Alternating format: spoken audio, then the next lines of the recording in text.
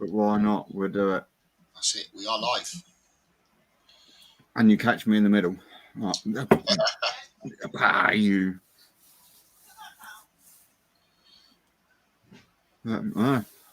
How are things with yourself?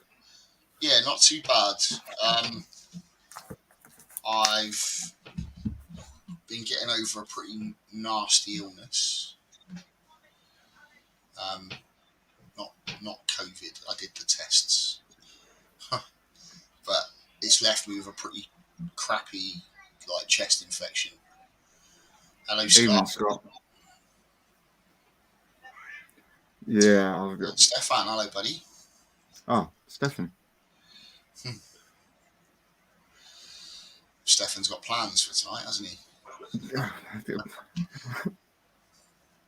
Yeah. Even the missus was like, "Really? All of it?" Like, no, he can't be serious. He can't be doing all of that in one. Surely not. Soon to be all revealed. I guess we'll find out as the evening progresses. How are you guys doing? Bit like, what was in Stefan's closet. Cupboard, it sounds dodgy when you say closet. Yeah, well, we all know Stefan.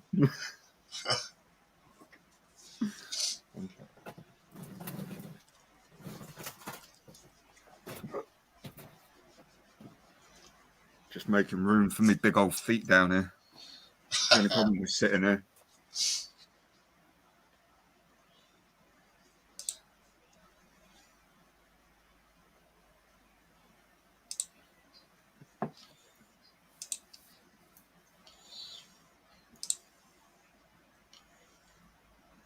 But yeah, sorry to let you down, Scott and guys. I went with a different T-shirt. We'll forgive you just this once. Hey Moon, how you doing? It's literally just over there in the drawer. I was just like, well, but I thought I'd make an effort for this week. Hold on, right? I can do this. Just put it up in the background.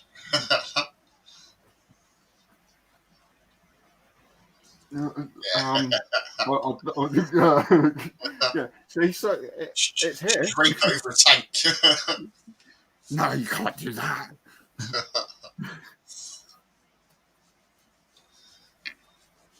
No, since she's molted, I don't want to put anything over. The colours on her at the minute. Which one's that? That's the Tri-Peppy. Oh yes. I've had so we've been through and done all the feeding and watering and all that sort of stuff, and we've picked out sheds left, right, and centre for loads of these. And now I've got my big female blondies in pre-molt again, so she's gone nice and bold and very dark on her abdomen, which is good because I'm hoping that we're going to be potentially helping out up at the Barnsley show on the 20th of March. All right. So I may be collecting the mature male blondie for her at the same time. So might be, eh? Well, it depends on whether depends on whether the person I'm collecting it from is available to. She's up that way anyway, so. But yeah, other than that, we got a lot of rehoming to do now. Like we were talking about last stream, everything's in sort of little plastic pots now, and it's time to start moving things into their proper enclosures. Some of the stuff that I need to move is now sort of ready for pairing off and stuff. So a lovely shed from my Subfusca Lowland, very much like yours, although mine's a bit bigger. Yeah. Yeah, mine's considerably bigger.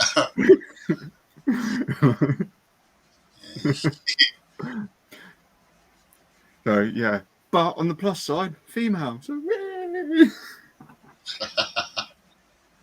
You know, probably one of the best buys in the whole room so far. 22 quid. Yeah. No, that was a steal, especially as it's turned out to be a girl. That's fantastic. But, you know, I now, after knowing that, I feel a bit gutted because she's literally in this. Oh. Yeah, but she's only tiny at the moment. When she's a bit bigger, she'll deserve something a little bit nicer. But for now, that's acceptable. It could You be say worse. that, but my Could be two juvenile, my juvenile Vitata and Miranda, both of them two confirmed females. They're in planted enclosures and everything Okay. because they're females. So Yeah. sort of like I sort of make the exception on the juvenile stage for that. Yeah. I mean, you know, it's not much. It's just a couple of little plants sort of thing, but. Well, means you need to get another one ready soon then, eh? Well, I mean, obviously, I'm guessing you saw my post that I put out about like helping Rob. Yes. Yeah. So yeah, I've got quite a lot of now rearranging and stuff to do. I've literally just piled everything everywhere at the minute just so that I could get the laptop on the table today. Honest. You know, it's that bad in here at the minute. Hold on.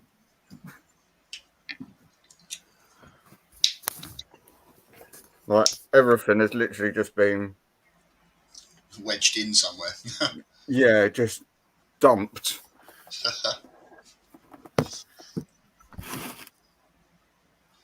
I mean, I've still even got this next to me as well, along with the crab tank next to it.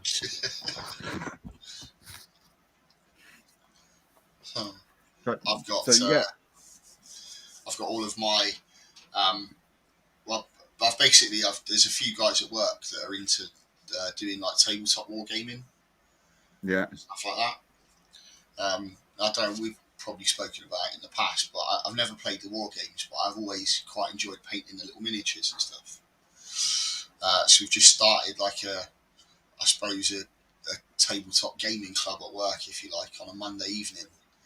I got some funding through that, so I managed to buy a whole bunch of stuff that the club can like keep hold of, and if new people come along that have never done it before, can just sort of have a go and see what it's like. So I've got all that sat on the end of the table at the moment, taking up space. Paint sets and brushes and basing materials and all sorts. So this room is very much in need of an organise. I remember sitting there as like, I think I must have been about 15, 16, sitting there on like this little red kiddies table at my mum's house, sitting there painting away all my Warcraft stuff. You know, it's just like a Warhammer. You know.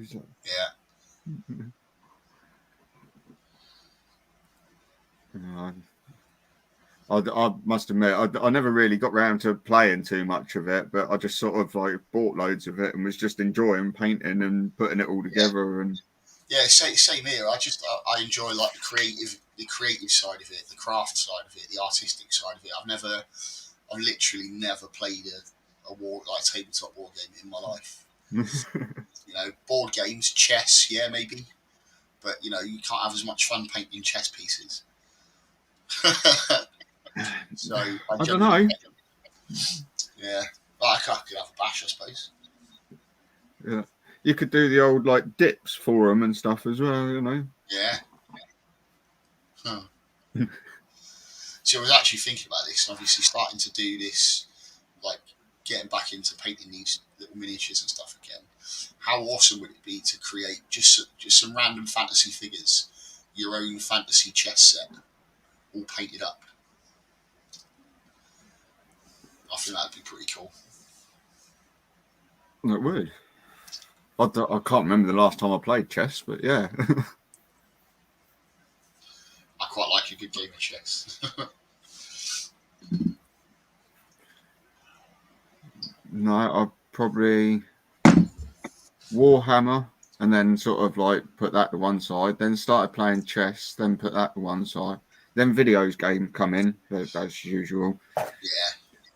And then they took a little bit of a back seat and stuff, and I started playing a lot of Magic the Gathering. Okay. Yeah, I've got a friend who was like, I don't know if he still does it, but he used to be big into Magic the Gathering. He used to sit and he'd talk about like putting these decks together for hours and hours and hours, and like used to try and convince everybody that all he had to do was get this one special card, and it would be an unbeatable deck, and nobody would be able to take him on, and all that sort of stuff. Yeah. But he used to enter tournaments where there was like prize money and all that sort of stuff. Not that he ever did that well at it. He's always broke. I mean, when I lived in Eastleigh, there was like a little shop there that sold it all, basically. Whether or not it's still there, I can't tell you. But about 8 years ago. Okay, I was going to say, because I know Eastleigh. It's literally in the town centre. It was sort of behind Sainsbury's. Yeah. On the other side. I think I remember that shop. Used to sell all other stuff as well, didn't it? It wasn't just... Yeah. It weren't just Magic. You used to get Warhammer stuff in there and all that. Yeah. Well. Yeah. I remember that shop. He used to do little tournaments in there as well. And me and two friends used to pop in there and, just pay the entry fee sort of thing, just turn up. I mean, some of them would be sort of like when new sets would be released. So basically what you do is you turn up, pay an entry fee of, say, 15 quid. Yeah. And you'd get X amount of packs given to you from the new set. And then basically you'd then have to sit there. Obviously, all your mana and all that sort of stuff would just be handed to you because that's... But then you'd have to sit there and make up, a set out of the cards that then you've got out of, say, 10 packs or something. So it was quite interesting because then some of them then weren't that people were turning up with these stupidly strong decks, and you're sitting there and you're like, oh look, oh right, well you're dead. Oh yeah, brilliant, cheers. So you'd sit there and just make your own ones rather than having to worry too much.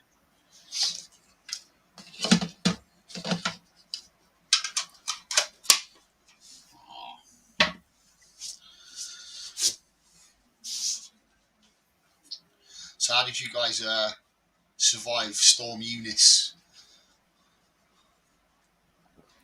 Well, I mean, as you probably saw, I was out putting a fence in it. So yeah, do you know what? I can't think of anything I'd rather not be doing more than putting fences up in the middle of that. 6 foot high, closed board, in the middle of Gosport. 10 minutes around the corner is flats with roofs coming off. Yeah. Just happy as Larry putting fences up.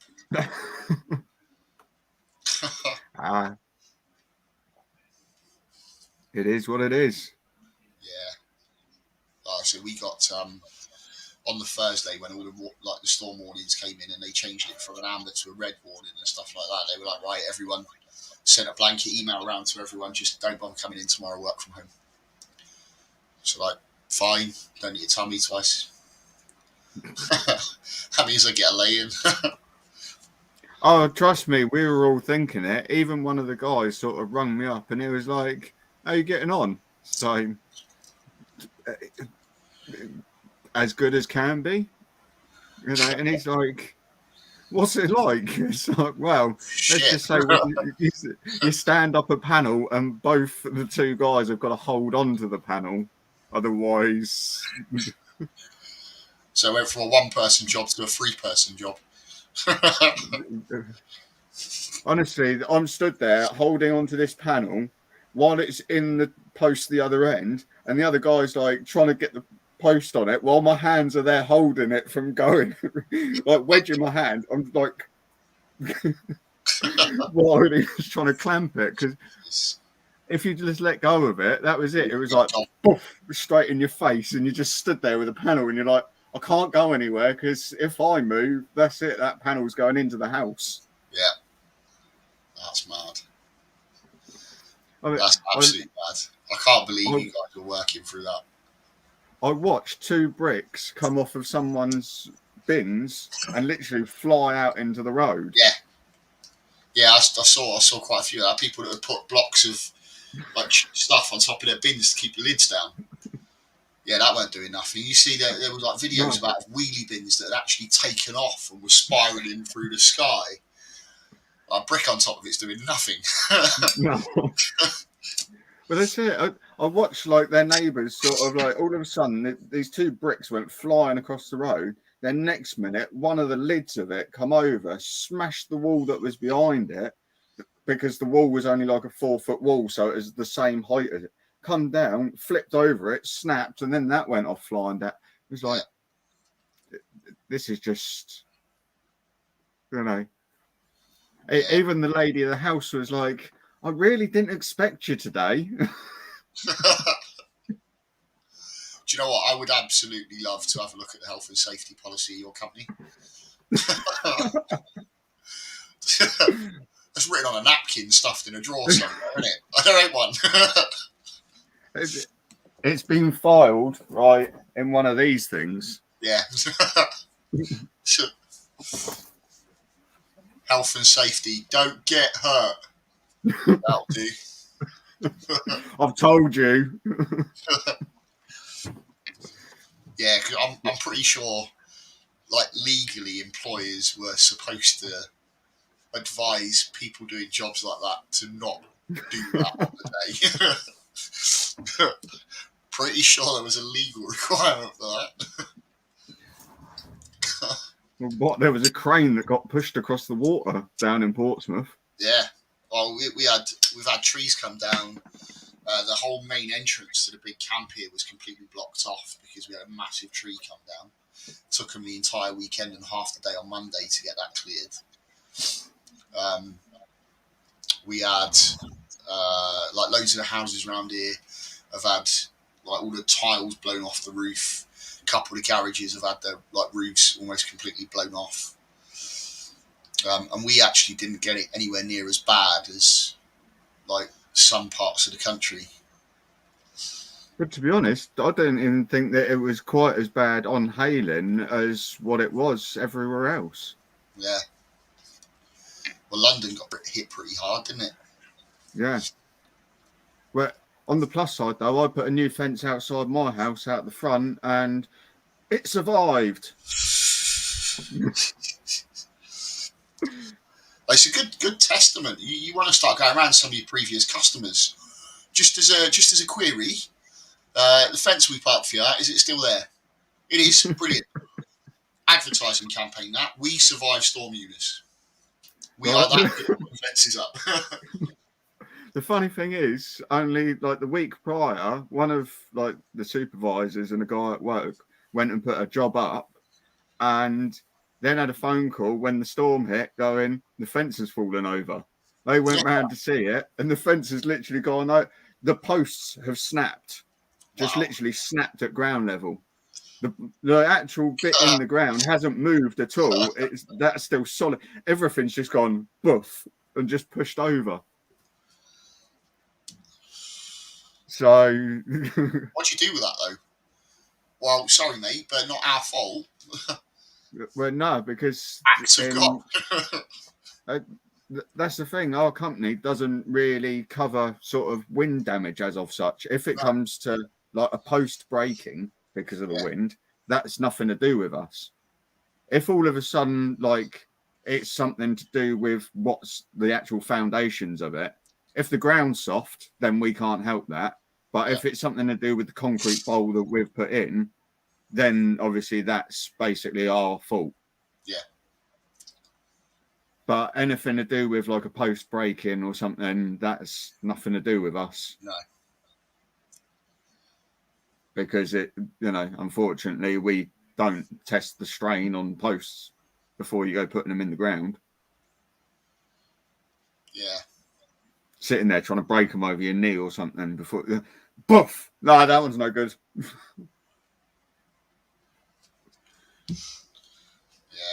No, sod that.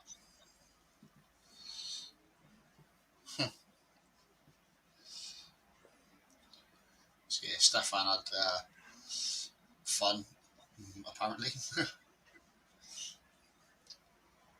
Yeah, well, there's a pub up at the end of the island, and they've just had like this new sort of wooden seating area put out the front with like roofs over each one. So you've got a pitched roof over each one, Yeah. and they've like felt tiled it, and it's only been like up and on for about a week. That's all missing like half the tiles on it. Yeah. Well, Ian lost the roof off his shed, didn't he? Mm. It's lucky it was just the roof of the shed. Some people had their sheds blown away.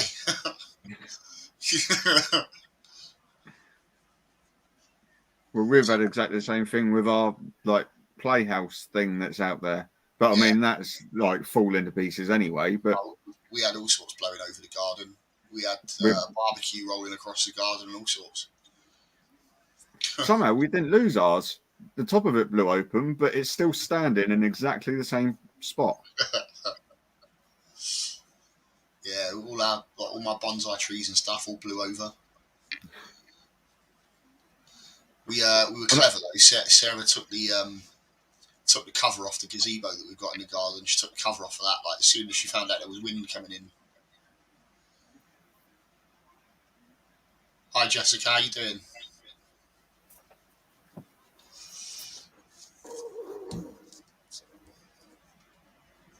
Oh, me.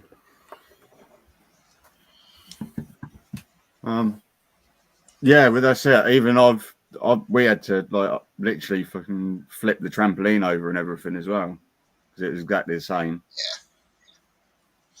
Yeah. A few trampolines that went skyward like kites as well, weren't there? Yeah.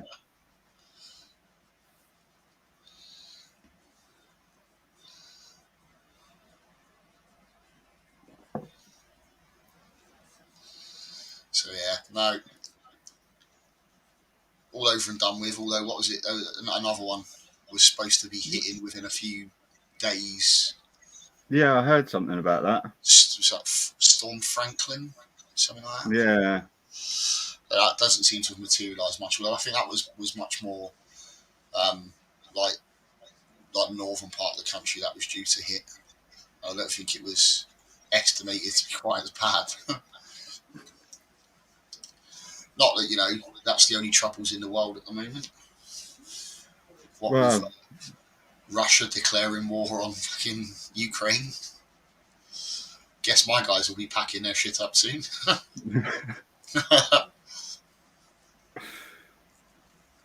That'd be you up and gone, I suppose. I'm hoping doing the job that I do at the moment, I'm unlikely to need to go out there to do it. So things would have to get quite desperate for them to remove me from the post. To set me out on the ground like that again. Far too long in the tooth.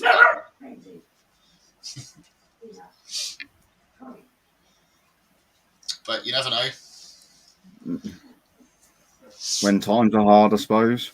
Well, I mean, it's just different sort of warfare to what we used to fight anyway. It was always used to be boots on the ground. We're not, we're talking about Russia and the Ukraine. It's not going to be won by boots on the ground. It's going to be won by some crazy lunatic pressing a big red button somewhere and launching arms. Cyber warfare and all that sort of fun stuff. Yeah. The moving tanks onto each other's borders and all that sort of stuff at the moment is just big cock waving contest. Yeah. But, you know, Boris Johnson said it now. The military's prepared to step in and provide assistance where required. So I guess we're all getting ready to move.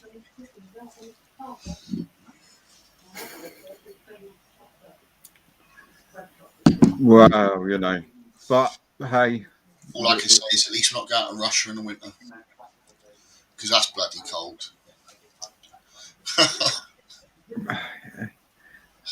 What are you on about? Lovely place.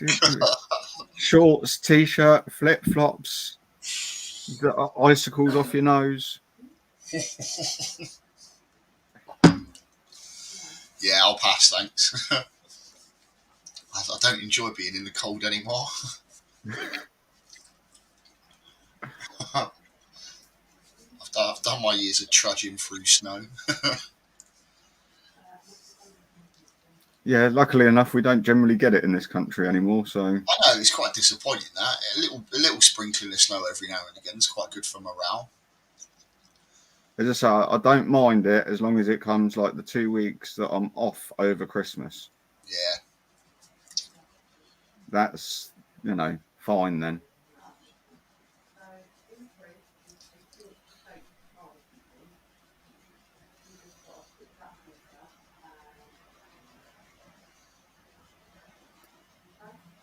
Just trying to catch up with the comments. I haven't really missed anything.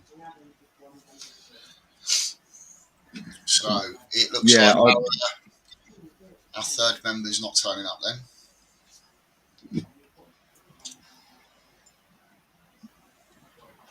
And yeah, Scott, I'm not in power this week, so no, you're not getting banned.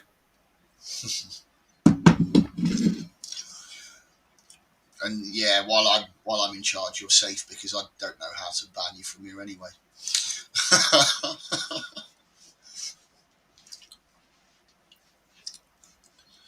So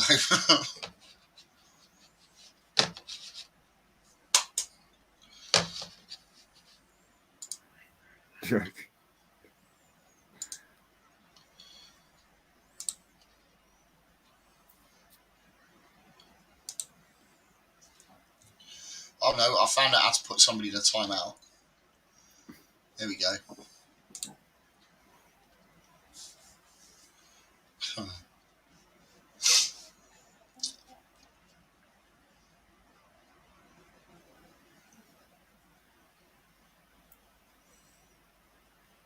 And I don't really know what to say about James, unfortunately. No.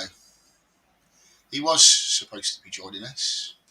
He said he was going to be here definitely this week, but I don't know.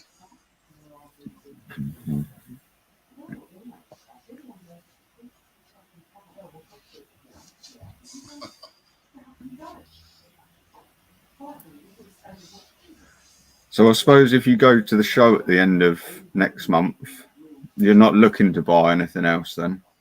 Well, I never go to shows looking to buy stuff. You know, that's just a byproduct of going. If it happens to be there, then yeah, there's actually very few. There's very few bits and pieces now that I'm still really looking for. So, you know, yeah, it would have to be something there that, you know, you don't see very often, and it would have to be going at a very good price. Yeah. And stuff like that. You know, I said, well, the one thing that I do want to do though is increase my collection of like true spiders and stuff like that. So I want some more like huntsmen and bits and pieces like that. Yeah. I mean, I don't know if you can quite make it out. The crab spider. Oh yeah. Jeremy's posting off his mature male David Bowie to me. Yes. Yeah, I remember from the last stream. So yeah, we arranged it, and That's being posted this week, I believe. Yeah. No, I've been doing some snake pairings this week. Oh. So, yeah. What else? Oh, so I suppose that's the next real big thing. Actually, is my my snake room that I've built in the garage, the insulated one. Mm. We're gonna start thinning down a little bit on some of the ones that are in there, rehoming a few of those, because ideally what I want to do is move or build a new rack in here for them. Because as much as it's great having that space out there, it's expensive to heat that little room. Yeah. So, yeah, we're potentially looking at possibly saving between 150 and 200 quid a month on electricity just by moving them in. You know, I appreciate we've got a lot of stuff plugged in and we're heating things and we've got various different tanks and that sort of stuff. Our electricity is going to be a little bit higher than the average household. But that room itself is zapping pretty close to 200 quid a month on its own, not including everything else that we spend. So I think we've sort of made the decision that they need to come in. So I'll be building a new rack for that. So I'll have to give Perry and Michaela a shout, because they said if I was planning on selling that rack that they would be wanting it. So yeah. So it also means that we've got two animals here we need to find a home for. So we've got a milk frog and the tank and everything else that potentially we're looking for a new home for. And we've got the bearded dragon that I built, the custom bearded dragon enclosure. Yeah. So that will be going with its enclosure and everything else. I don't want anything for the bearded dragon. We got that as a rescue. It was pretty underweight and not really looked after fantastically when we first got him. But he's mega now. There's no dramas with him at all now. He's fantastic. So we're looking at potentially rehoming him, but that'll just be to cover the cost of the enclosure that he's in. Really. So it's more like I'm selling the enclosure and you get a dragon with it. Here, you pay for my time that I've put into this and take the rest. Yeah. So that will be, and once that sort of started to move on a little bit, I've got some space. I can rejig stuff then, and we can start thinking about getting this new rack built in here. Reduce the size of my table, set this room up a little bit differently. What size is your milk frog? What size is it? Just a little bubba, or? No, it's an adult. It's an adult milk frog. Oh. So it's in that one of them ones, which is what 60 by 45 by 60. Yeah. Fen, away.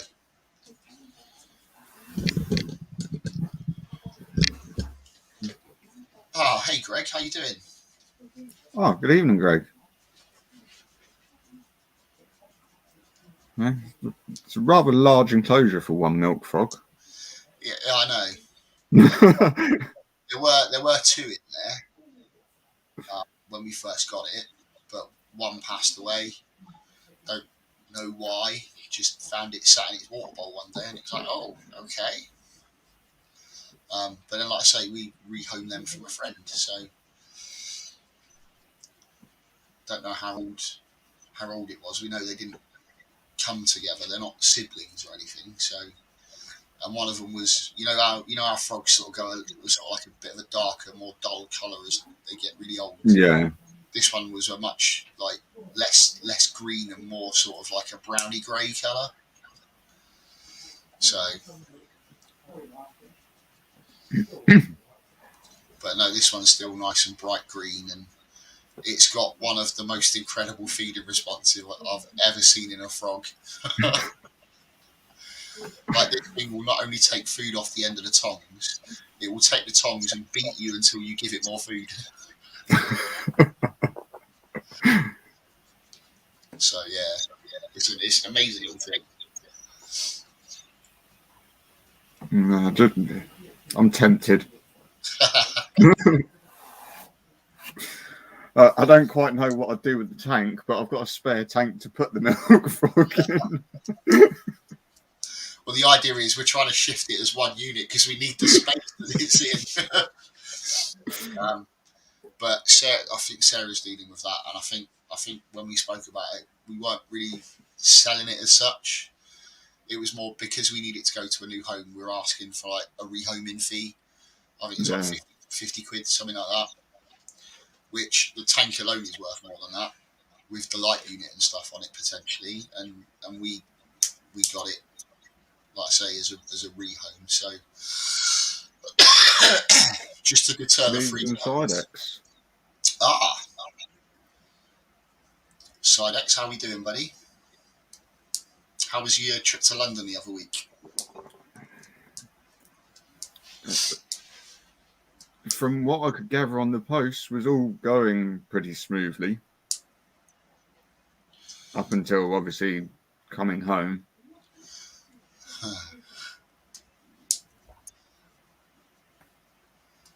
I haven't caught up on my social media yet, so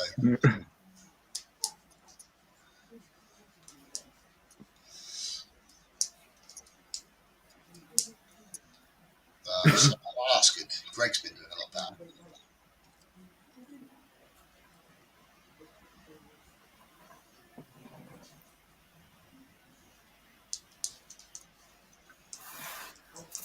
Although, because Rob's not here, he's not going to be able to tell me. So, you know, it's still a surprise to me, right?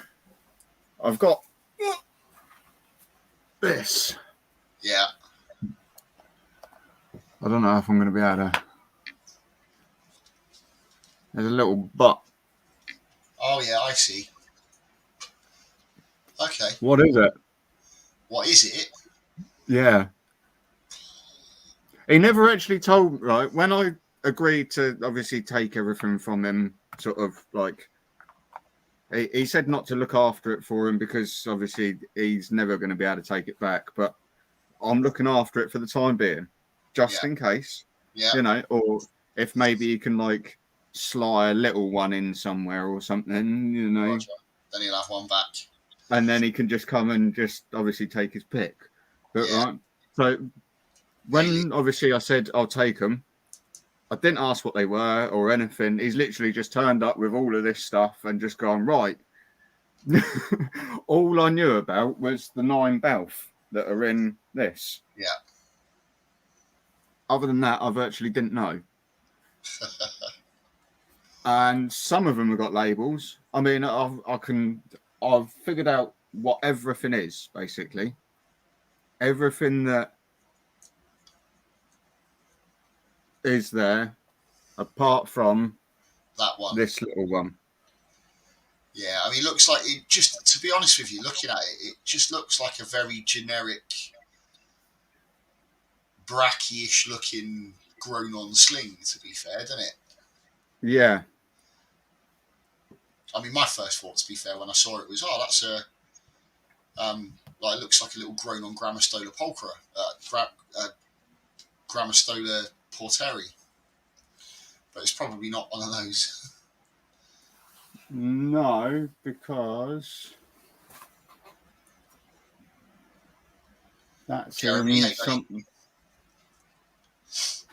Oh, good evening, Jeremy. What have we done with it? Put it somewhere. But no, there was actually a Grammastola rosea in there. Okay. No, Yeah. that's the Calcodes.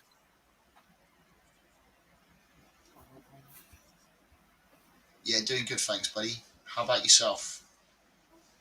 But yeah, no, he said basically because his erratum died off, he said that was basically like the most value of his collection. So, Okay.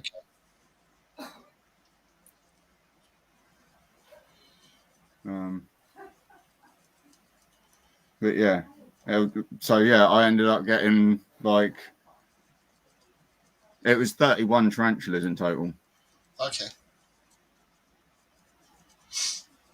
Yeah, no, But as I say, there's 9 in the Balf there.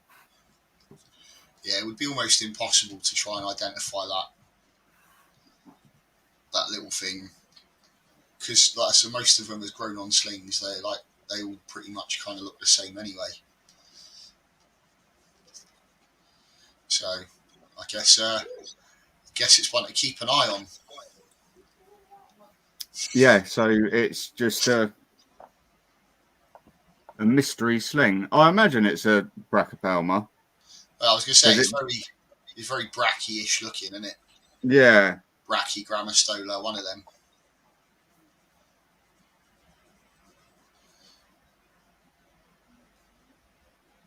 but yeah, I mean, obviously he had a couple of Bohemies, so I imagine it's a small version of one of them. Yeah, quite possibly.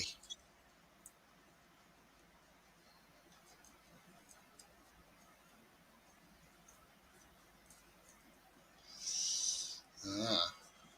And no, where I've sort of just like thrown everything everywhere, it's sort of like at the minute it's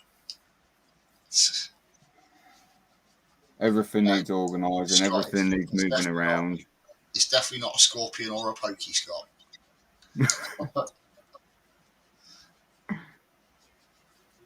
Oh, nice one, Jeremy. Cheers for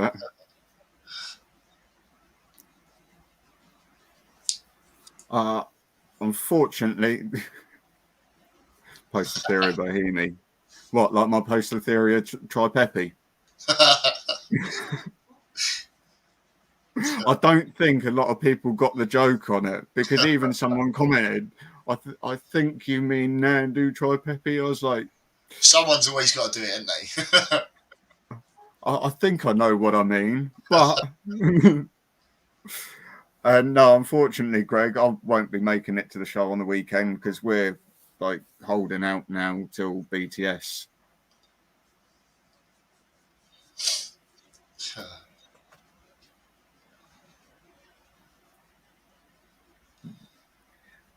Well, I'm not going to make the show, I'm afraid, not this weekend. I was hoping to, but other plans now, work commitments and stuff. But no, I'm keeping my eye. I'm definitely going to be at the BTS this year. I think we'll do September's invert show again.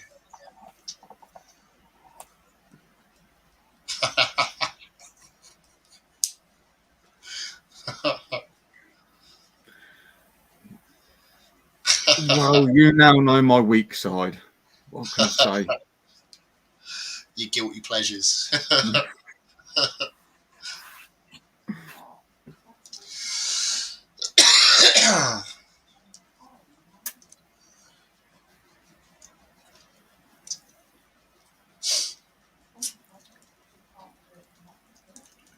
Well, best of luck to you, Greg, if you do make it, and I hope to see you at the BTS.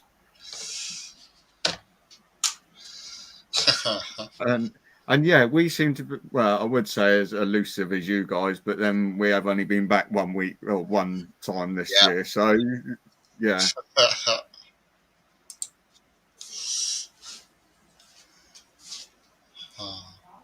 How are you guys doing? It has been a while.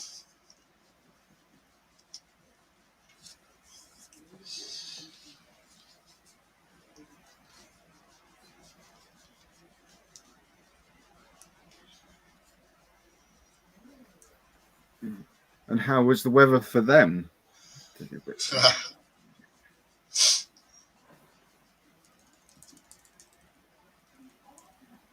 Yeah, go on then, Jeremy. I mean, I keep looking at my female, right, and you saying that he's tiny. I keep looking at mine. I'm like, I don't, I don't know how tiny he's going to be to my female. I mean, truthfully, my female is quite big, but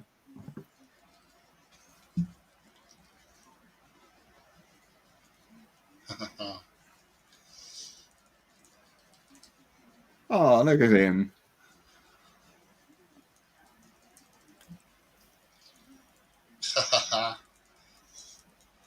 Oh wow, he is tiny, isn't he? That's what we see in one of like the springtail tubs, I imagine. Is he definitely mature? Looks like it. And Yeah, since Jeremy, you can't I, go by the you can't go by the bulbs on the palps though with true spiders, because the end section on males is larger anyway, no matter what stage of development they're at once they get past a certain point. well, I don't want to give anything away. So if Jeremy wants to say something, then I'll let. But I was gonna say he looks proper tiny for an adult male.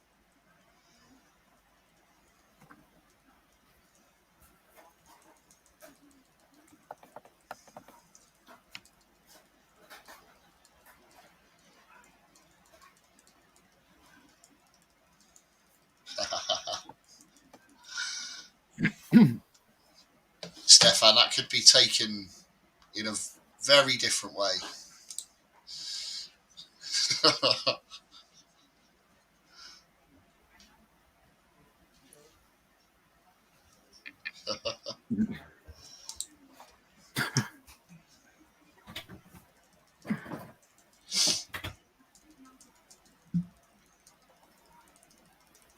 right, there you go. Jeremy says he's definitely mature. He's got mature pedipalps. So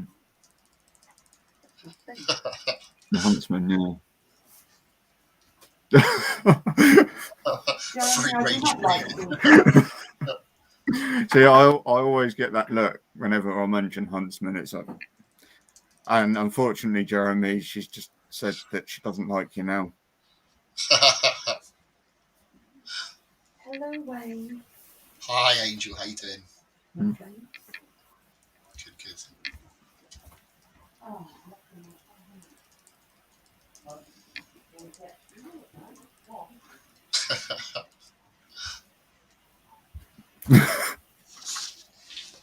Yeah, I don't think that'll be like happening in this house.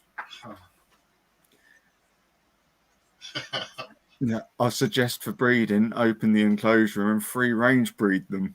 no, not happening. Do not think so.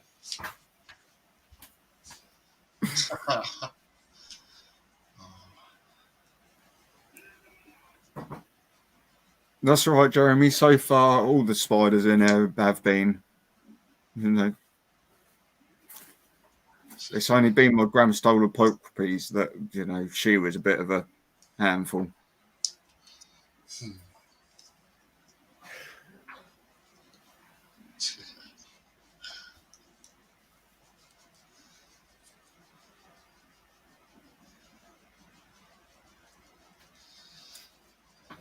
But no. But I mean, I should have sort of realised with my Lowland that it was female, because I mean, probably like 3.5 inch is sort of about maturing for a male, really, isn't it? No, a little bit bigger than that. A little bit bigger. Yeah. Because that's all I kept doing was like when it was out, I was like, right, I'll have a look. No bulbs. It's fine. Right, go away. Yeah.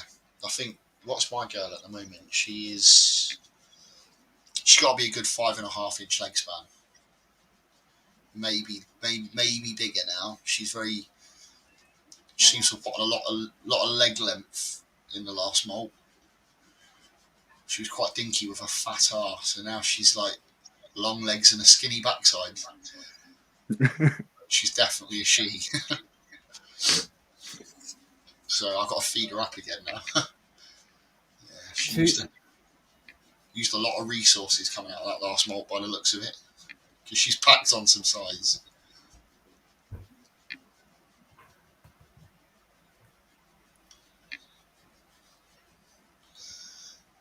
What?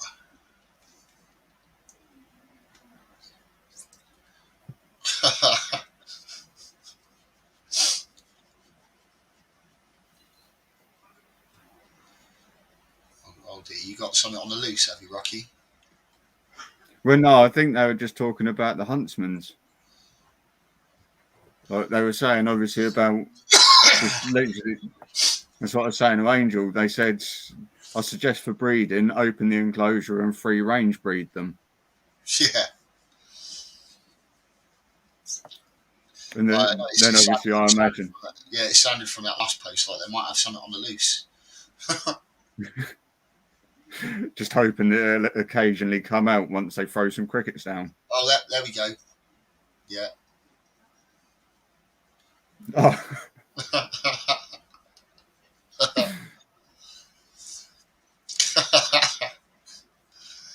Oh. Well, hopefully she turns up before she makes an egg sac. Or she's still got it when you find her. Oh, yeah, carrying it across the wall. Yeah. Less said about OBTs, the better, Scott.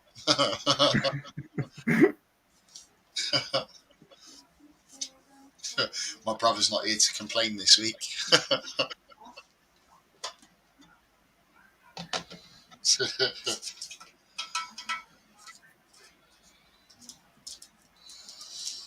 Oh. He's not letting me live that down, you know. I don't think anyone ever will.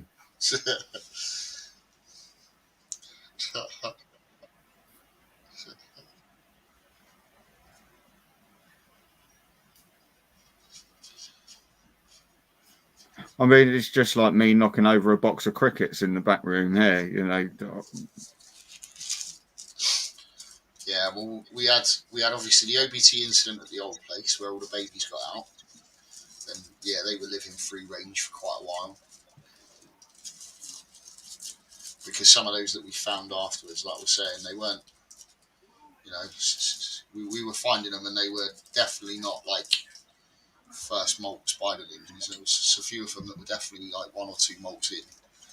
Then we had the roach incident here, where an entire box of 2,000 red runners just got tipped over. Luckily enough, we've not had anything quite that interesting since then. Yeah, well, this is my dreaded thing when I then move on to red runners, is that I can see me ending up just like knocking the thing over at some point, and before I know it, they're just gone. Yeah. So, oh yeah, that's especially blame it on the keyboard.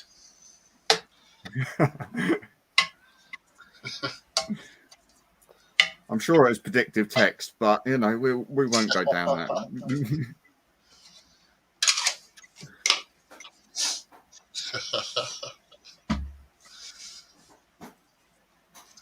No, but that's why I'm using like mealworms and stuff at the minute. It's just because I can't be bothered with escapees. Chasing stuff. Well, it's still cold enough outside that if they get out, they're not gonna survive. So you should be all right. For the next couple of months.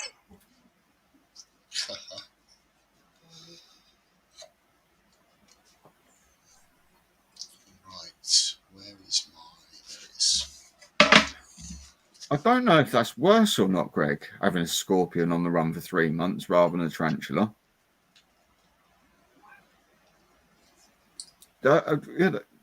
Only purely, I mean, I'd hate to have a scorpion on the loose you'd know that it's always on the floor. So no matter where you stand, you're always having to watch yourself.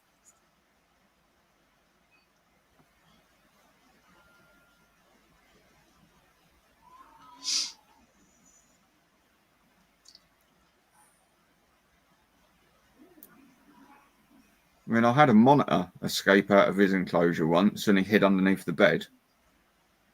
Yeah. And I come back, and next minute, there he is trying to bite at my toes.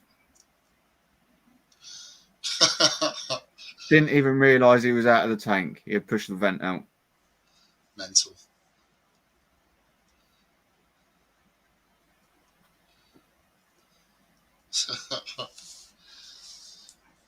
What did we have? We had a big female boa that used to do that. She was very clever at popping the glass out of her tank and escaping. What else have we had that's a bit of an escape artist? I found a milk snake trying to escape the other day through the little, the little hole that the little locking mechanism goes in the slidey front of exotic tanks. I found it with almost its whole head out of that. So it was like boop on the nose. No, you get back in. Make sure that plug stays in now. And then the monitor went wandering for a week. The little baby monitor lizard when we first got him. He had a little wander, but Sarah found him just happy as Larry, sat in the middle of the floor, looking at her when she went into the kitchen, like, hello. Obviously decided by that stage he'd got hungry. He's developing a bit of an attitude, that little monitor. Well, I say that little monitor's not a little monitor. He's not far off of a foot long from nose to tail now. Bearing in mind he was about that big when we first got him. Yeah, Greg, still in the same place. I'm in Tidworth. Yeah, well, that's one thing that I haven't had here is, and obviously like the odd like feeder and stuff, but that's with the amount of feeders that you're using, and it's bound to happen at some point. So, but no, I've not had any loss of any animal around the room or in the house. Cool. That's good. And I'm trying to keep it that way. Especially when it comes to this thing. Yes.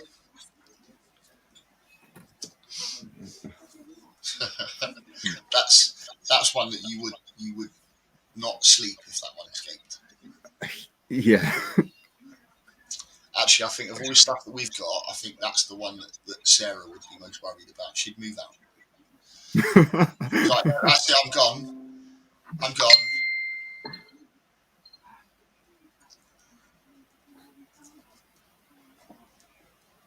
Yeah, well, I mean, I've already been told, obviously, I wouldn't sleep if a tarantula got out. So, if I'm not allowed to stop looking till I've found that, then what? Yeah. Something that's only about 6 inches and, basically that. Running around your floor somewhere. Yeah, definitely, Greg. As I said before, mate, you're more than welcome anytime. Give us a shout. We'll definitely sort something out. It'd be good to see you.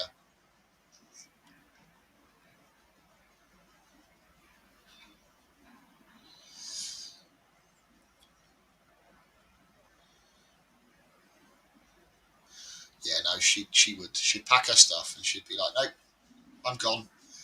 Let me know when you found it. I think for her it'd just be burn the house down. Don't worry.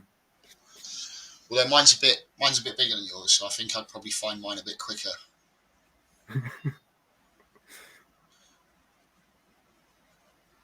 Yeah, that's one I'd not want. I wouldn't feel comfortable about that being on the loose, to be fair. Like I said, they freak me out the best of times. Well, from the start, I said that I wouldn't. And then it was only because, you know, this mystery box was chosen, and lo and behold, they warned me and I still took it. Awesome.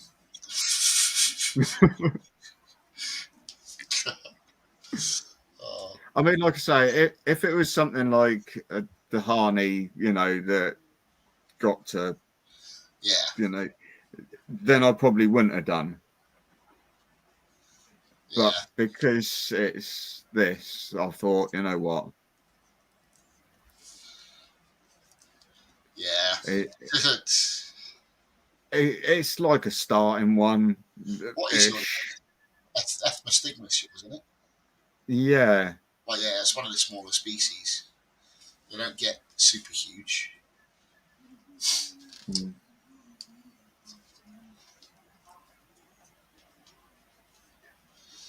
Because mine originally, when I bought mine, it was supposed to be a sub-spinnipes, but it's actually not. It's a Dihani, so.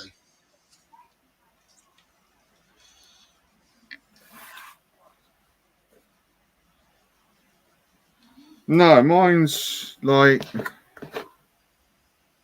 a Grandidiera. Okay. Hey, Tyler.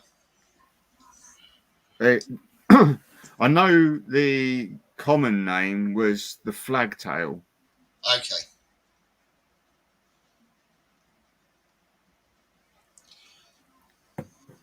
But how you pronounce the actual name, it's sort of like.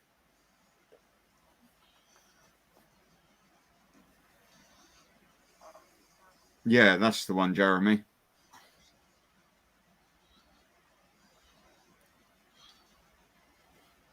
Yeah, well, you say that, but since I've had no dealings with centipedes whatsoever, other than, you know, just our standard UK centipede that you find in your garden, that Yeah. you can literally just pick up and just sort of stick to one side when I'm like digging or doing whatever and stuff. Something like this sort of still shit me up a bit, should we say? I mean, like I say, as soon as it was running around the tub, I was like, what do I do? I'm not just going to go picking that one up and stick it in the tub, am I? You know, I'm like. So yeah, I got it home, thought I got myself prepared for it, and then as soon as it come out the tub, I knew I was nowhere near prepared. Yeah.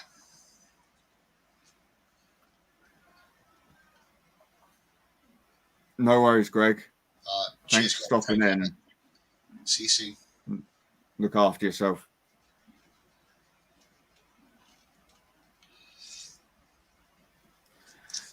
I did hear something about that, Jeremy, and don't tempt me on it.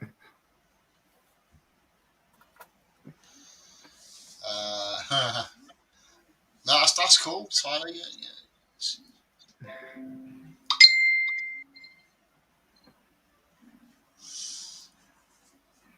You're never late. You know, it's just fashionable. Any new additions? I'll hand over to Tom for this. Tom's got. Well, yeah. You might have seen it, Tyler, but we sort of took in 31 tarantulas.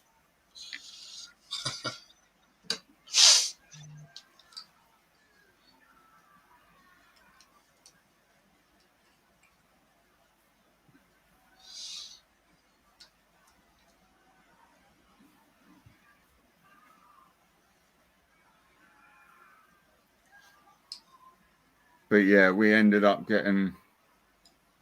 I mean, in my eyes, one of the nicest ones was the Versicolor.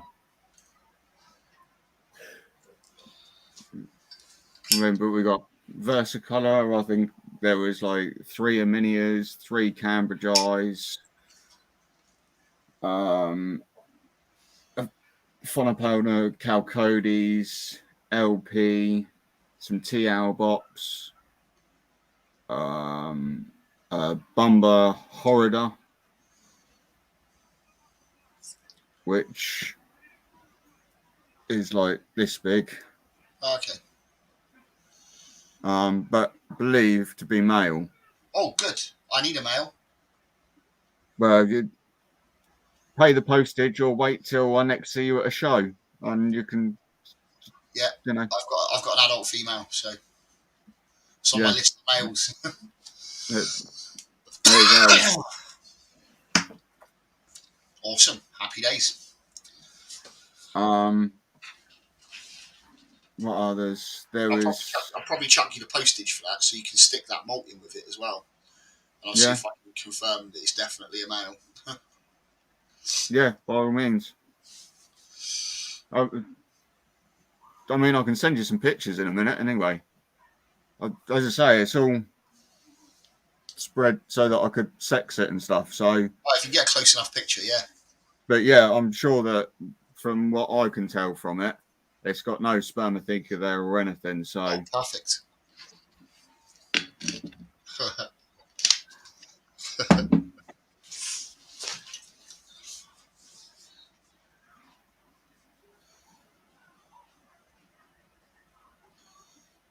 Yeah, perfect. Spot on.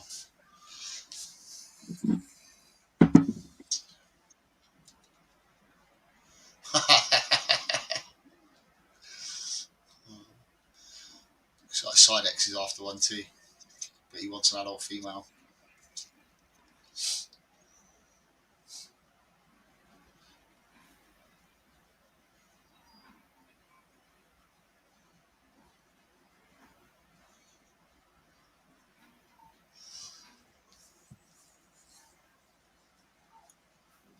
yeah, so we ended up having quite a few bits and pieces come in. Oh, new GBB, Cool. little one.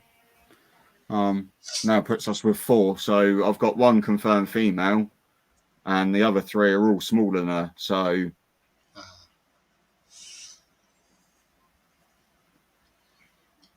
and that female come from Jaden Okay. when he done his 500 subscriber giveaway on his old channel now.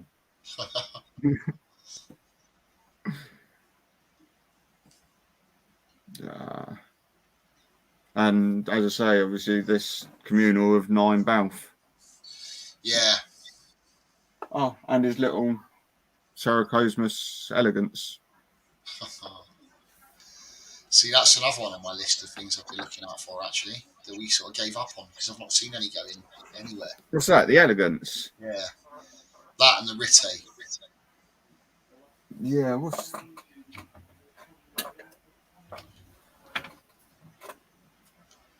I don't know what I've done with them. I've got another one in that tub, but I can't remember exactly what it is. What's the one that I've got in there? Ceracosmus gigantus. Okay. I'm sure that's how you pronounce it, but I could just be, butchering that. But look, right, still with all his My Little Ponies in there.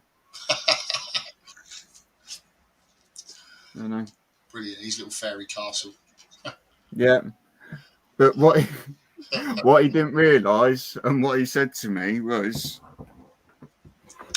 when he put the castle in, he didn't realise there's a hole in the bottom of the castle. Ah. So all the slings have all taken hide inside the castle. Brilliant.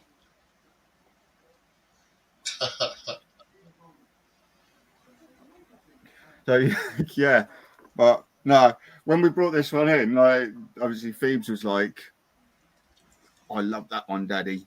But didn't care about any other ones. And it's like, why'd you like that one then? It's like ponies.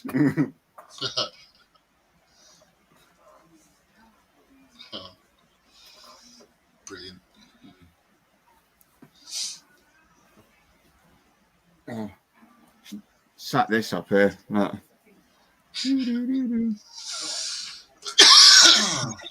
She's like, see if anyone can see it. It's a bit. If maybe there was like a bit of string pulling it along or something, someone might have noticed it, like casually moving.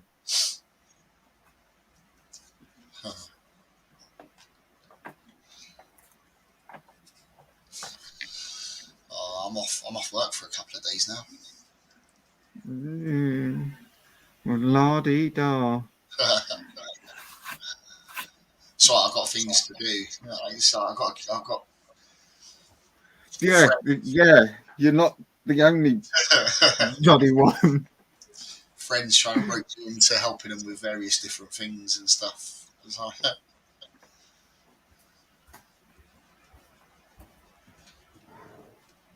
yeah, it looks like tomorrow I'm going over to see one of my mates to put a dartboard up on his wall for him.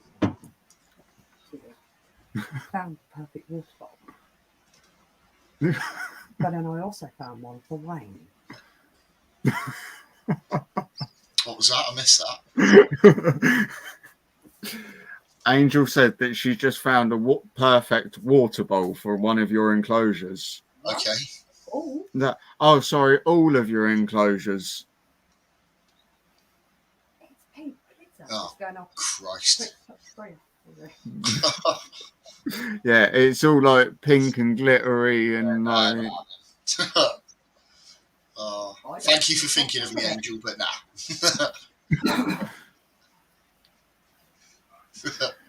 I don't think he's going for that one. No, I like the black ones. I just asked him what they're made out of. See, Sarah, on the other hand, would be all over that. I might just send that to Sarah and see what she says. Now you've done it. So She's going to do it. If I come home one day and find that all my lovely naturalistic enclosures have been replaced with gaudy pink glittery water bowls, I'll know exactly who to blame.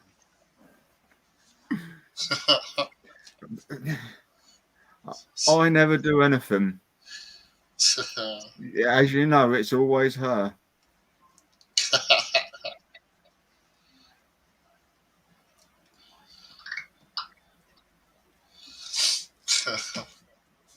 Well, no, now in all my bigger enclosures, I'm starting to use those sort of like glass dessert dishes.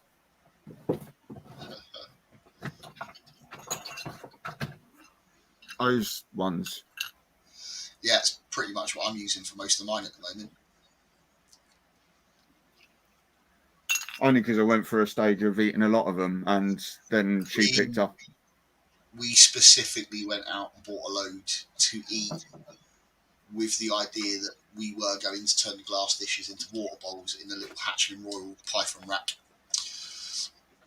So we had little crappy plastic deli cut ones in there, which obviously are very lightweight and easy to knock over.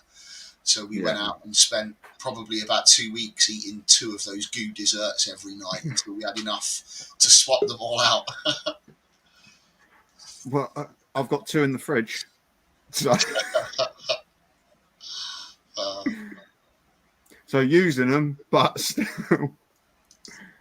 Obviously, the only things that I can't use them in is like my 20 by 20 by 30 like arboreal enclosures, because they don't quite work in them by the time you get a few plants and stuff in. Nigel wants to know why a dartboard. Because my mate wants to put a dartboard up on his wall, and for some reason he doesn't know how to use a drill.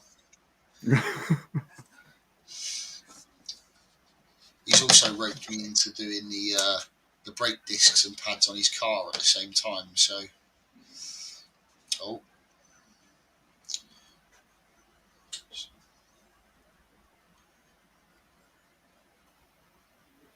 Yeah, well, that's it. I think I ate a few of them, then threw them away, or Angel threw them away. And next minute I was like, oh, maybe I should have kept hold of them. And it's like, oh, do you want me to find you some? Next minute I've come home and I'm sort of eating some. And she's gone, oh, yeah, I found some more on Facebook, like another 8 of them or whatever it was. I thought, in the end, they sort of all just sat around on one side, and now that I'm starting to use all the enclosures, that's it. Yes, Side X, I will be there, possibly working on the admissions desk again. And ladies and gentlemen, please welcome to the floor the one and only Stefan. Hello. Hey, dude. You all right? Should it not be like Fire Champ or something by now? Or, you know, just all of a sudden a cloud of smoke goes up as he comes on, and it's like, haha, it's me. I wish I could. Yeah, can you hear me all right? Yeah. Well, you just have to take a big toke of your vape and just come out of the smoke. You try it. We're retrying that. Hang on. see, that's it. Look, you know, the idea is there now. So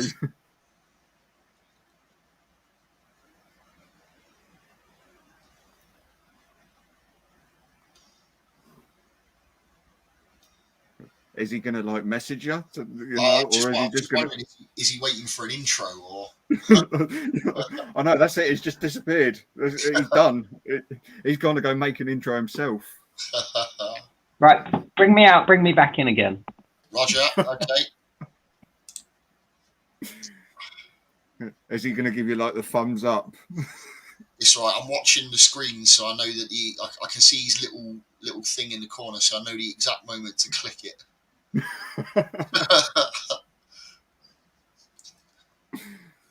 Okay, so we'll try that one again. Ladies and gentlemen, please welcome to the floor the one and only. Is he ready to go? No, he's not. No. Yeah, Sidex has got it spot on there. Look, Stefan.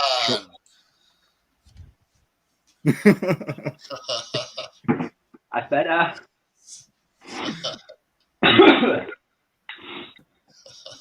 Oh. Really bright. I'm sure you did, Acid Splash. And good evening to you, sir. Hey, Rob, how you doing?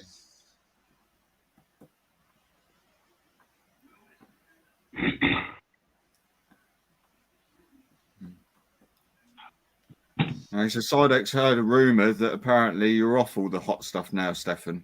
You know, is this true? Son, no. Lies. It's all lies. He's proper prepped for the night, isn't he? Oh, I'm only doing one or maybe two. We'll see. He says because he's already done 5 or 6 today. When was my last challenge? I've got to prepare his palate. 9 days ago was my last challenge. 12th of Feb, so 10 days ago.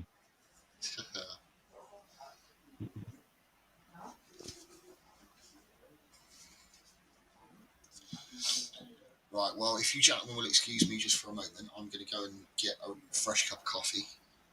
Not a problem. I'll be very, very quick. I'll see you in a sec.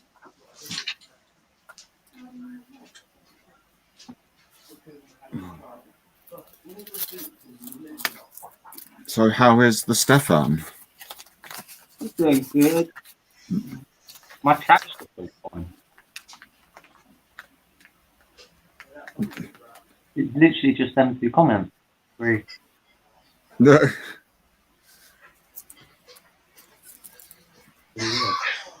Just all of a sudden disappeared. Yeah. Very strange. And yes, Scott, it is. Fire hose is definitely worse than ring.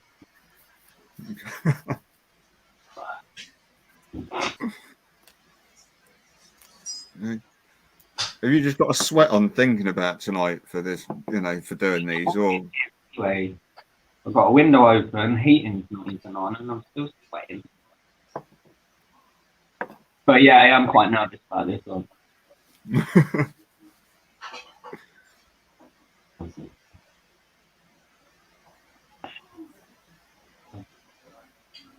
No, she says you're getting a bone to pick with you. No, she says you're getting loads of food companies having anything to have to do with it. Yeah, I've noticed a lot of people do that. Like, they'll follow me, and then they'll go through my followers. Follow literally, like, maybe half of the list. It's like, most of them probably won't even like my stuff.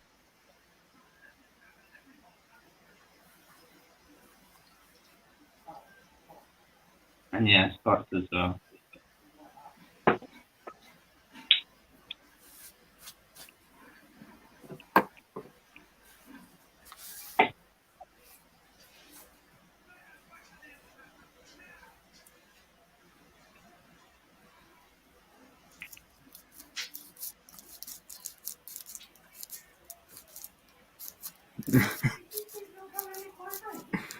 Right.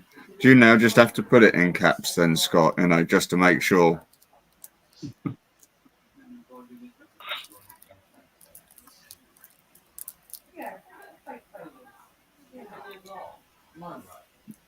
There's just some things within this stream that don't ever live down, do they? Mm.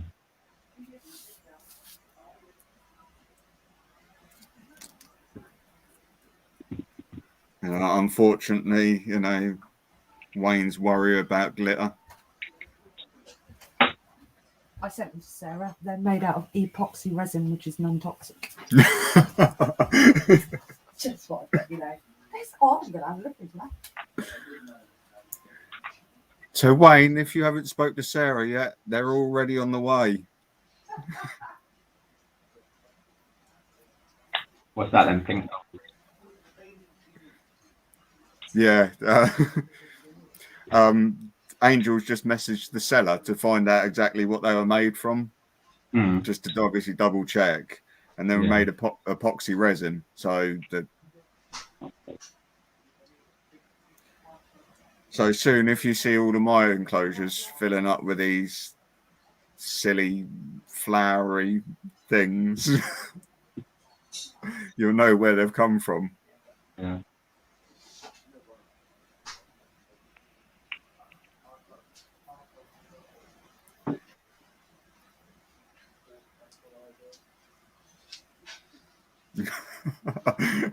I'm sure they probably do, Rob.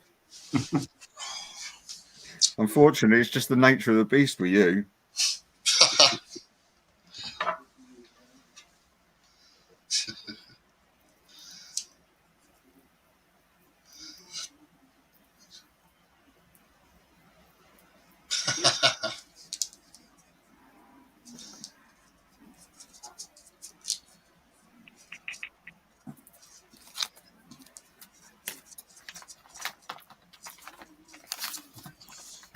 So, are you revealing what your challenge of the evening is, Stefan?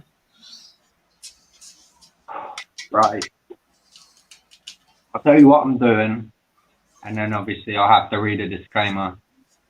And then, is there a way on here that you can do me on big screen and then do the little screen? Yes. Yeah. It's only been like 5 minutes. Yeah, no problem. Would you like me to do that for you now? Do it when I'm doing the disclaimer, because then it'll just be easier to copy it down and upload it.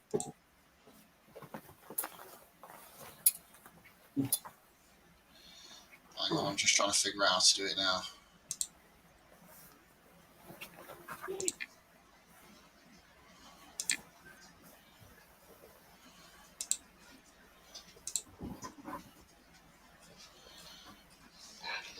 Okay, I can't seem to work out the priority.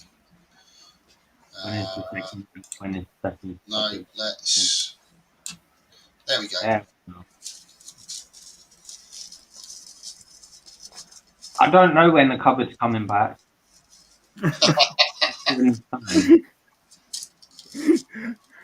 You'll have to build a whole racking system of cupboards just so that you can throw it off every week.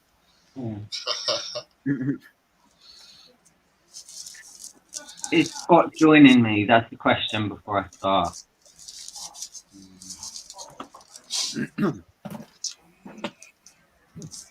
Well, Scott did say earlier on that he was probably just going to hang out in the comments today.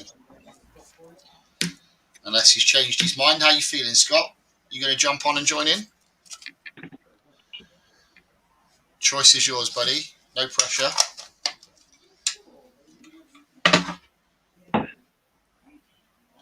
You have the link already.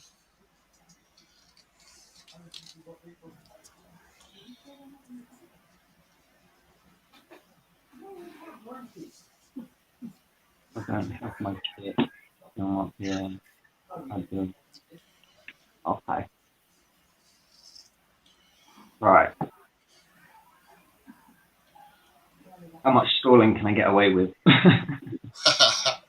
Well, if we give Tom a second to come back, I'll give you a few more minutes.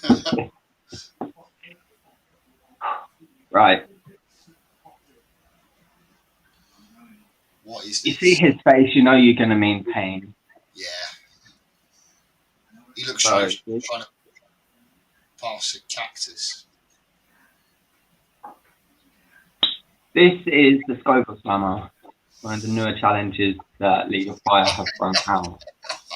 Oh, Scott. Jesus Christ. Oh, wow. Again.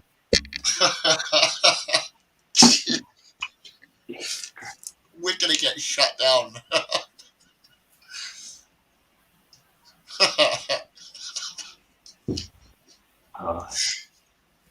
So, yeah. Probably will not be able to read that, but I'll read it out. Oh, Each one's limited out of 1,000, 787. So the ingredients in this are 44% super hot chili, which are Christ, what's the other 56%? you got Burmese Naga, Hurtberry, Trinidad Scorpion, and Carolina Reaper. But it doesn't stop there. Red wine vinegar, water, white wine vinegar, brown sugar, rapeseed oil, smoked paprika, tomato puree, Himalayan pink salt, onion powder, ground coriander, ground cumin, garlic powder, and 13 million Scoville unit extract. Ooh. Apart from that final one, that sounds like a proper list of gourmet ingredients. That should actually taste quite nice. Except the Scoville extract is literally going to overpower everything. It is only 0.14%, but I'm sure you'll still be able to do that. 0.14% of 13 million Scovilles makes that. Yeah.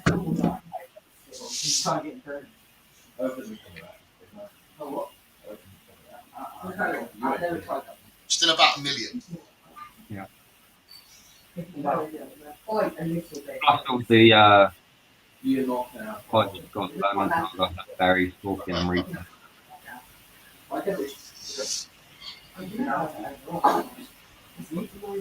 Wait, back and back there.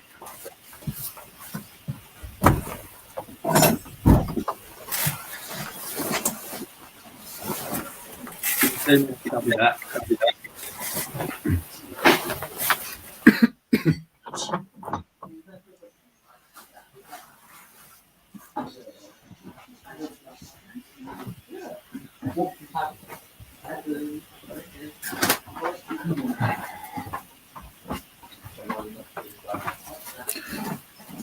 I'm ready for this.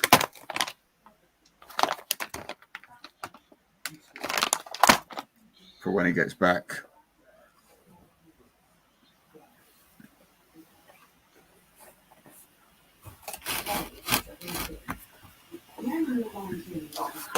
And no, last stream wasn't because the shelf had fallen down or anything, all right? You know, just to make it clear to everyone, you know, the shelf, you know, I didn't want to get anyone too worried about anything, so. And with that,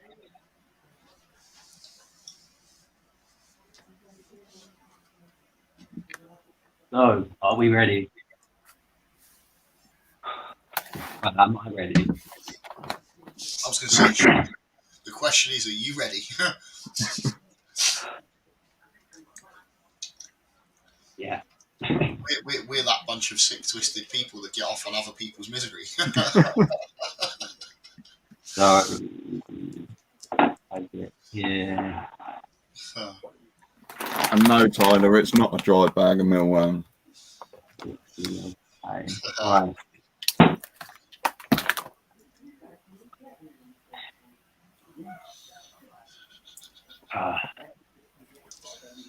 So, It's all right. Even if the shelf goes, I've still got reserves. There's 2 still behind me.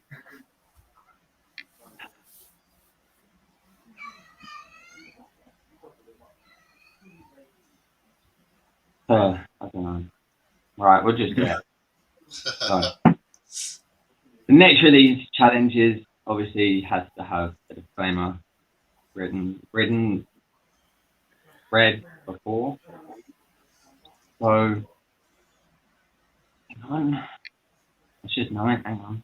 I, Stephen Harrop, I'm over 18 years of age, have sound of mind, and have read and understood the hot sauce product disclaimer on the League of Fire website. In summary, I accept that the League of Fire supplies and manufacturers but under no circumstances be responsible for or liable for any claims of injury or damage arising from me consuming this product or multiples thereof. I acknowledge and agree to this fact without question. You've done that a few times, haven't you? So, that is still sealed. There we go. See that? This is where it gets real.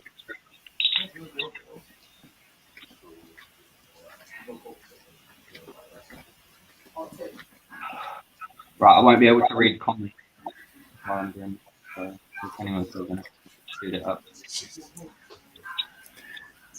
So, Is that because you'll be blind after the first mouthful? No, I've got a timer. Ah.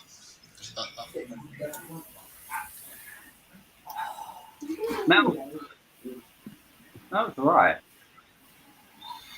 I'll say, judging by the ingredients, it sounds pretty nice. Except for that 13 million Scoville units, that doesn't sound particularly nice.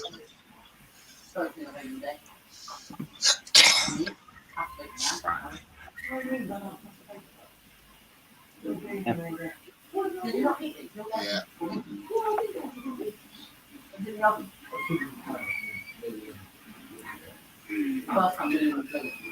Right, chunk it hope back, people brought 4-minute afterburn.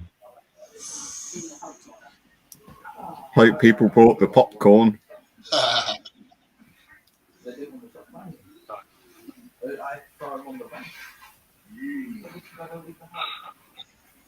Cheers.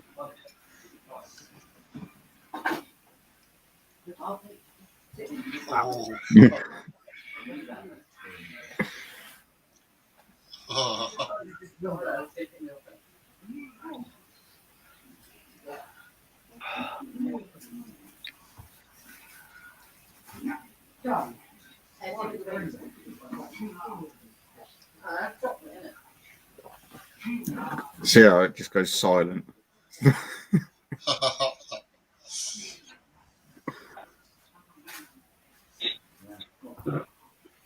Even all of a sudden the chat stops. It's like the suspense.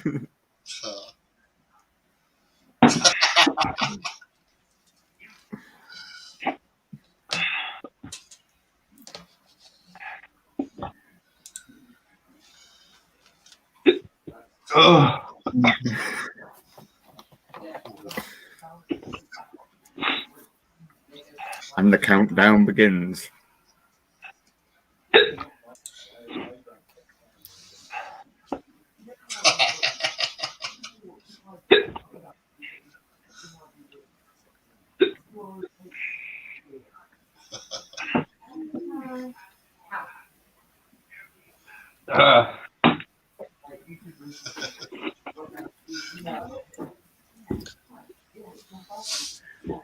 Oh.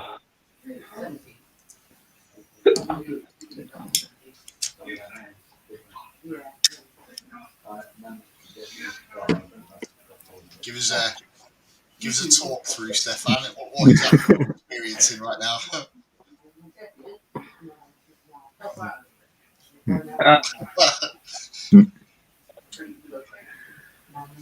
Stinging in my throat. My mouth is just, my lips are start tingling. The eyes have just started.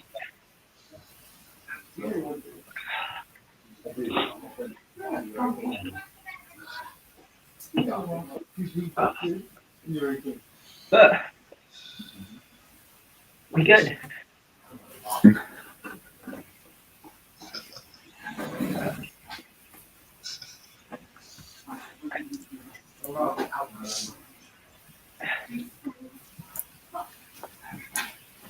No, like I was saying to Wayne earlier, obviously you sent that picture of everything that you had, and I showed Angel, and she was like, "He's not doing it all in one night, is he?" Oh, no. No, that would end up being a trip to the hospital with a stomach ulcer.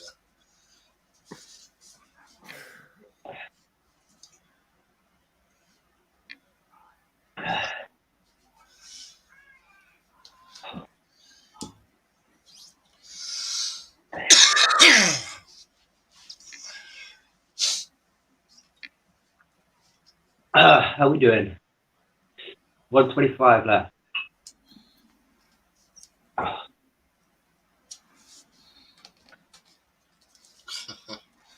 Oh.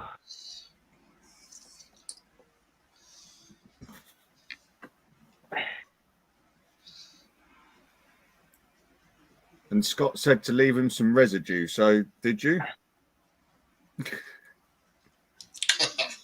I don't know at the moment. Probably not. It was an double. Oh, heck.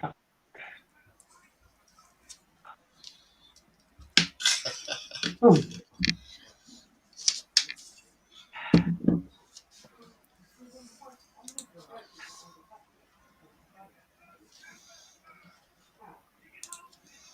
Yeah, Tyler's asked, is that the worst yet? I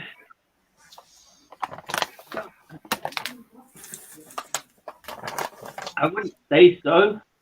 I mean, going by Scoville unit, this is the highest that I've had. But it's not the hottest. 5, 4, 3, 2, and that is a Scoville summer. 7 points for the League of Fire. I'm not doing a multiple, so cheers.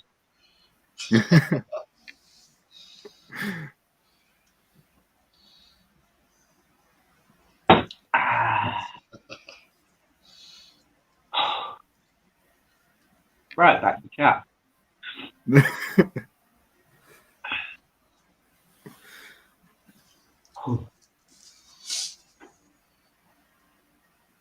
No, I don't want to restart the document.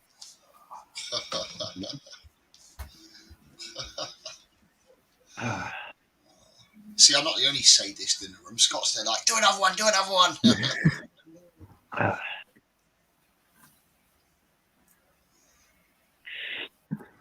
Right, I'm back. We can go to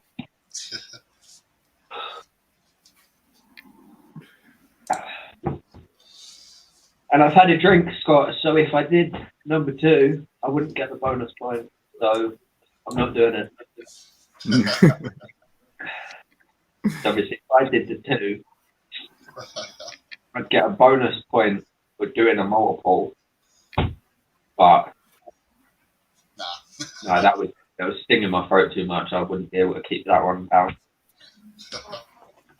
I'm honestly surprised this one hasn't come back up yet. There's still time. I don't want it to.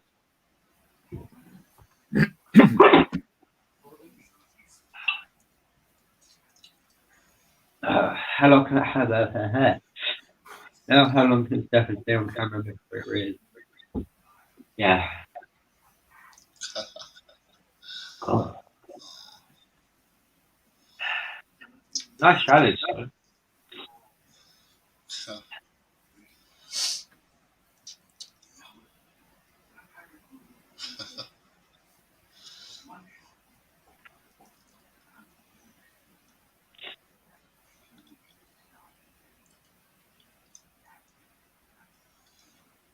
Because of the 13 million in it, I was quite scared to do this. But now that I've done it, I obviously I won't be so terrified with that. I know what I'm doing now. I know what it's like.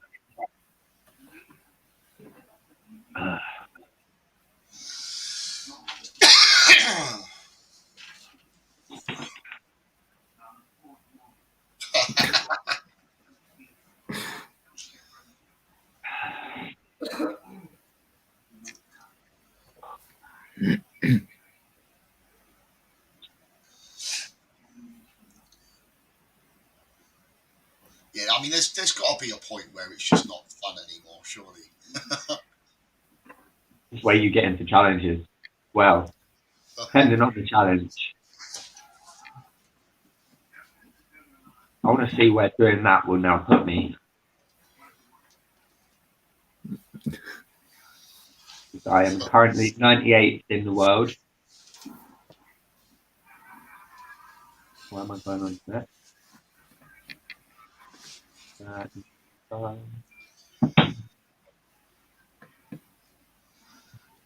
No, I'm good, thanks, Scott. That will put me joint 88th in the world. Rank 88th in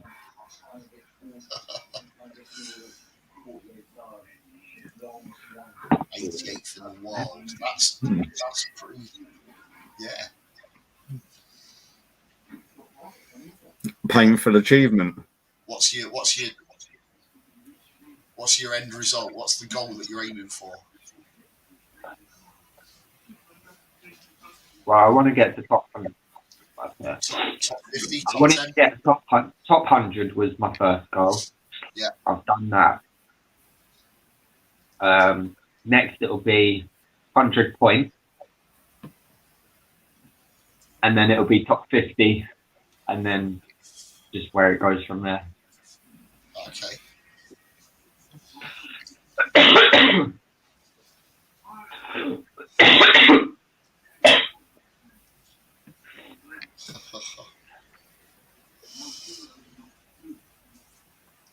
In hospital.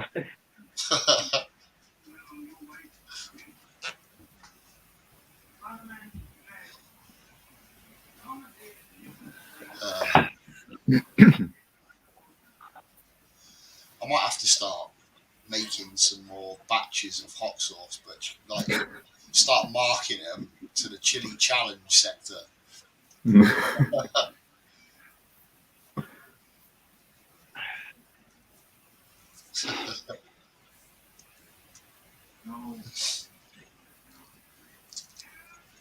Tyler says, "Do you get a prize or a trophy or something?"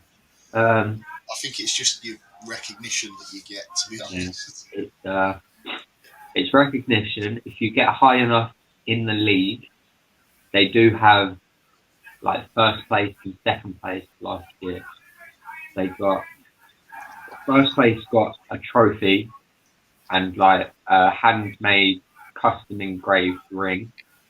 Okay. Second place got a ring. But if you get, I don't actually know how it works with like they've got player cards, like collectible cards. Yeah. I don't know how it works on them, but you can obviously get yourself on a player's card, which I would love. I'd love to have my own card. That's cool. That'd be pretty cool. Kind of like that. But Okay. I've got loads of them on my wall. Jesus, that's cool.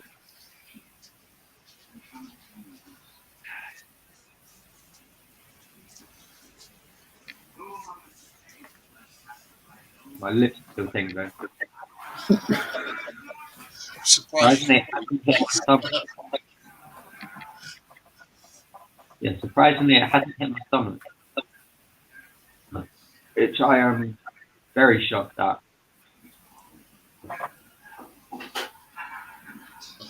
Most chugs go straight to the stomach. Yeah. Which means one of two things: either this one's not really been as bad as you expected it to be, or two, you've already killed all the nerve endings in your stomach.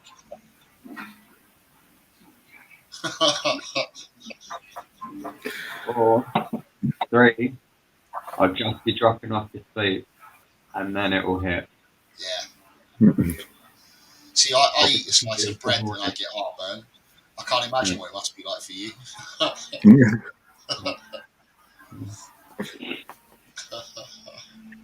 I don't really get heartburn.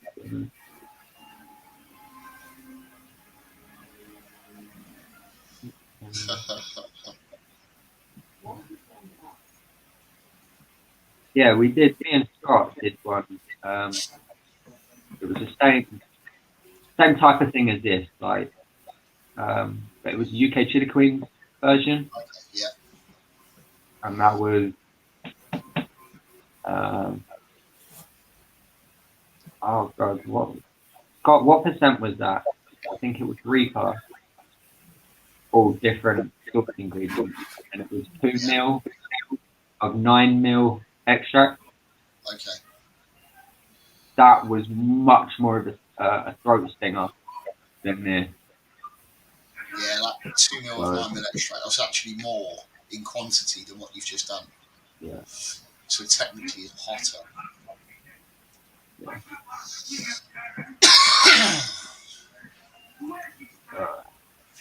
52% Reaper, there we go. Yeah, that was a killer. She did see your rehouse, Tyler, and she said the same as I said. That was a bloody good effort for a first rehouse. Very, very smooth, and it was nowhere near as bad as you thought it was going to be. Just waiting to see the final edit now.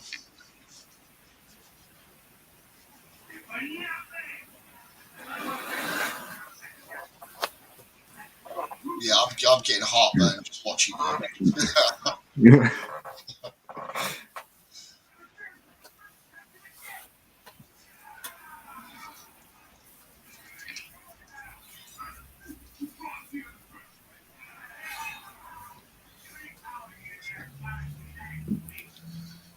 So we know what Stefan's had for dinner. What's everyone else had? I had salmon before this. Oh, No hot sauce, actually. what was in them? Hmm? What do you have in your sandwiches? What do I have in the sandwiches? Yeah, did you not just say you had sandwiches before this? No, I said I didn't have hot sauce with this dinner. Ah, Surprisingly. But yeah, we had salmon and rice. salmon and all nice. I think mine was barbecue pork chops with new potatoes and carrots. Nice. I haven't eaten yet. Supposed to be having roast chicken, but the chicken wasn't defrosted. I was going to say, what, chicken was still sat on the side, you know. No, it was not completely defrosted, so it wasn't ready in time for Sarah to stick it in the oven before I started the live stream. So, and I think she's dozed off putting the boys to bed now.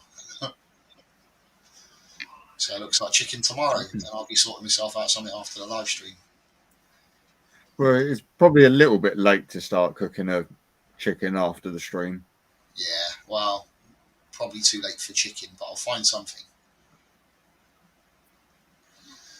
I've been eating a lot of salads recently. I don't know why. I just kind of had a craving for just healthier food.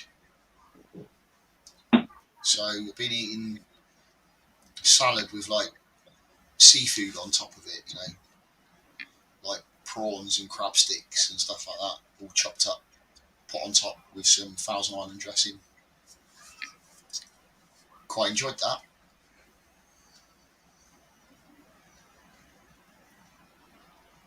And if Angel's just heard any of that in the front room, she's throwing up in her mouth. Not a fan of seafood, no. No, anytime like prawns or tuna, it's like she just disappears. See, I absolutely love seafood.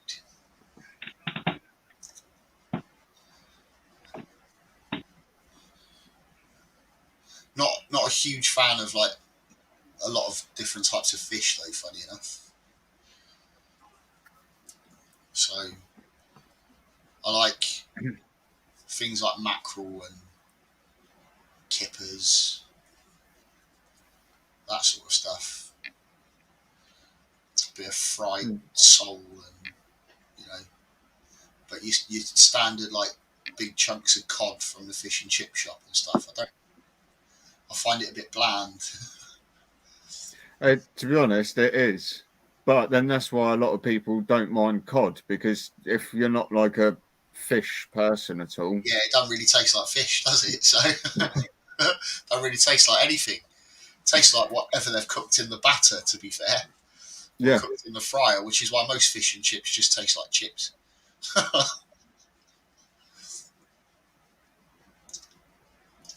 or the salt and vinegar, depending on how much they put on. Yeah.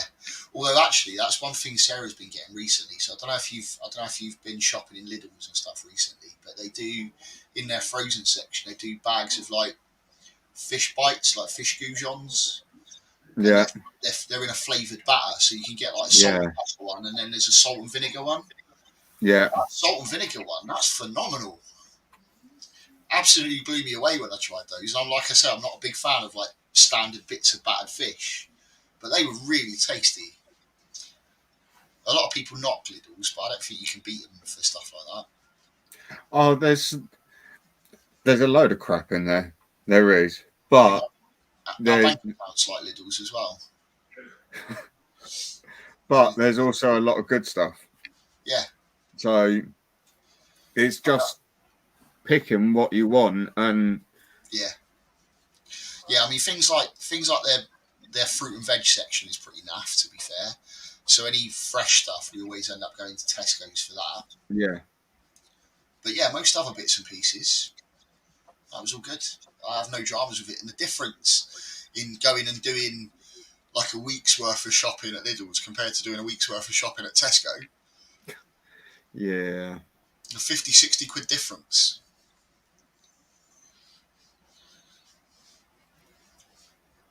Tesco's just that little bit more convenient because they do everything there, so you can get everything all in one place rather than having to go to two shops. Well, yeah.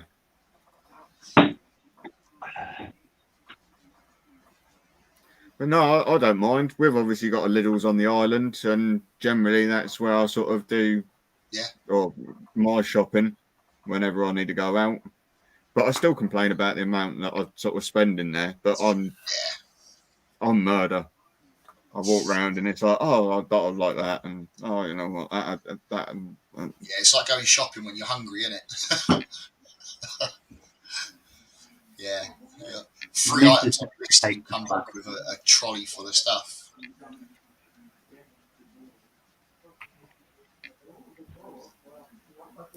Yeah, well, she's got a list. She'll stick to the list and then be like, "Oh, I fancy that. Oh, I like them. I'll get them." Oh, end up spending like double, triple the amount we usually would. Yeah, so I guarantee Nigel ain't the only one, and I reckon Tom will be the same as me with this one. That centre aisle down Lidl where you've got all of the man bits, the tools and all that sort of stuff. I go to Lidl's, I spend more time looking at that than I do the rest of the shopping. Generally, I deliberately go round them because I'm just like, if I start looking, then or I take a quick, like, almost stroll down it, and it's like, right, quick, no, no. And then I just think to myself, well, maybe, next week, if they've still got some, I might get one. And then I just hope to myself on the following week that they've all sold out. Oh.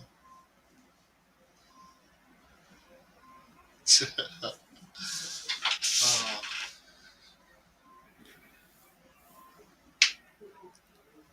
But no, it's the same. Like, we obviously had a couple of friends over on Saturday, and we've had a new Home Bargains or whatever it is open in Havant.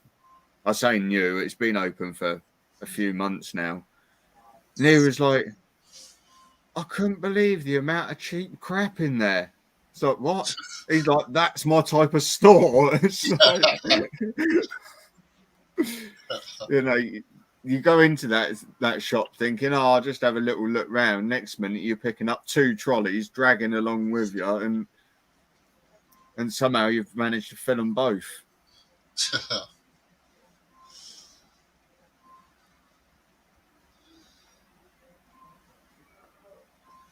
What? Milk crisps? What are you on about?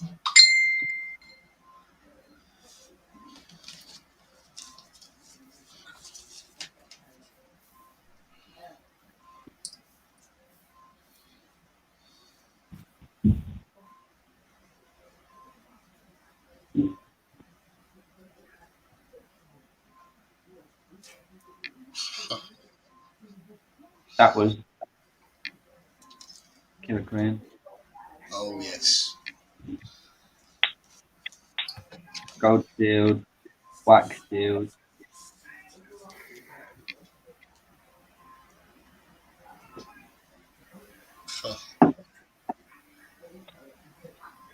From the Chili Queen herself. So what's next on the wall of crazy crap that you intend on doing for challenges? Just whichever one takes me out. I've got, like, yeah, I like to think. Just now has a designated cupboard for them all.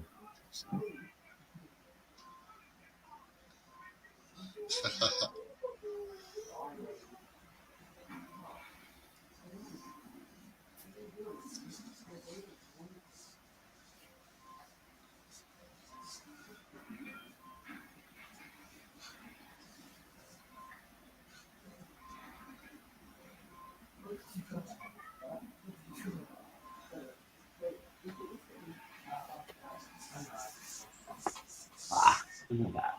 So, hit my stomach now.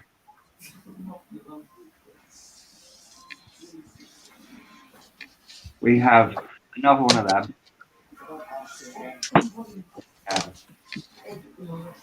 Sub Challenge version 1, which is Armageddon Chili. We have Sub Challenge version 2, Okay. Chocolate Scorpion. We have Sub Challenge version 4, which is Red Ghost Chili. We have Heart of Fire, which is Reaper's Scorpion and Ghost in a toffee. Oh, That's just not a nice challenge. no. We have this one. Reaper Bears. They are 12 gummy bears that are infused with a Reaper sauce and 9 million Scoville extract.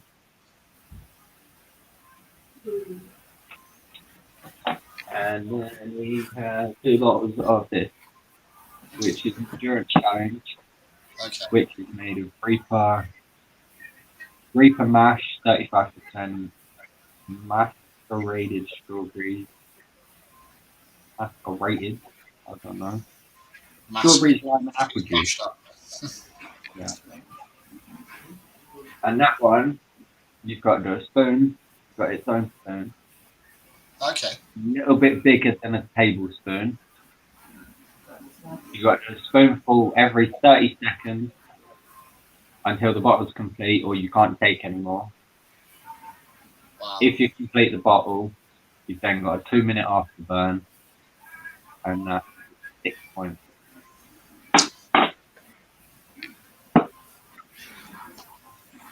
Wow. So yeah, whichever takes my fancy.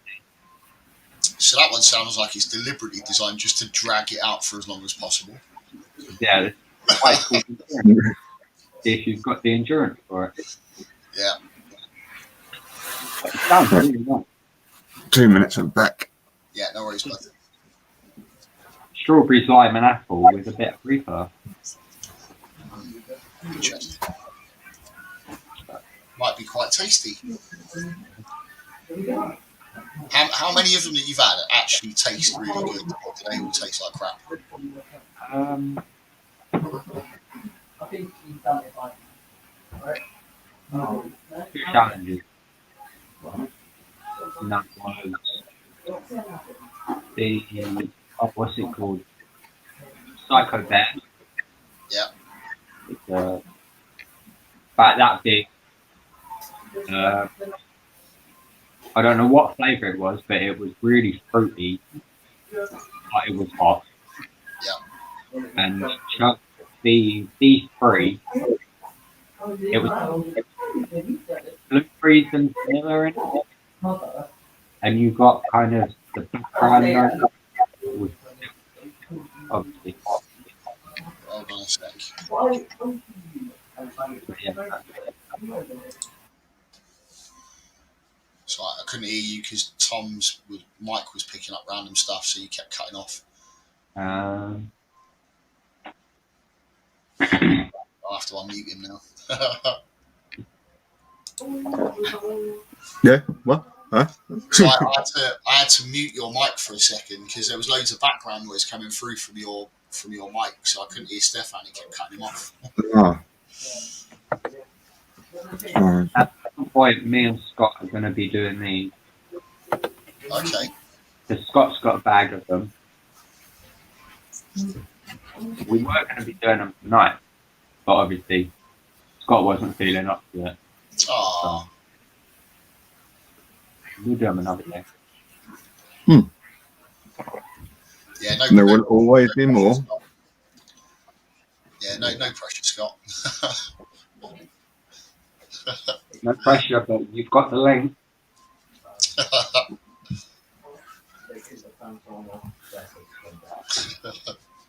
Oh, 2 seconds.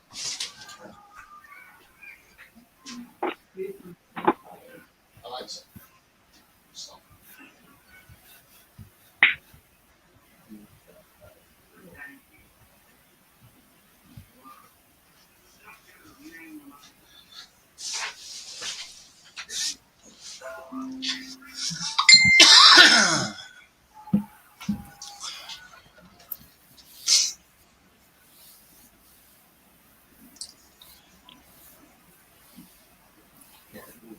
Yeah, I was saying earlier, I didn't know whether or not, obviously, the speaker was too close that it was going to give any feedback.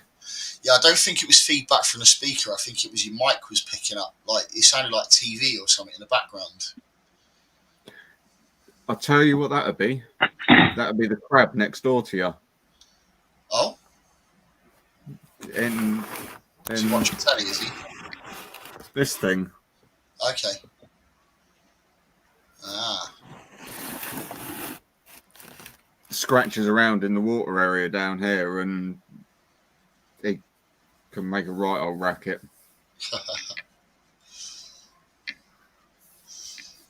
Honestly, that's probably the noisiest thing in this room.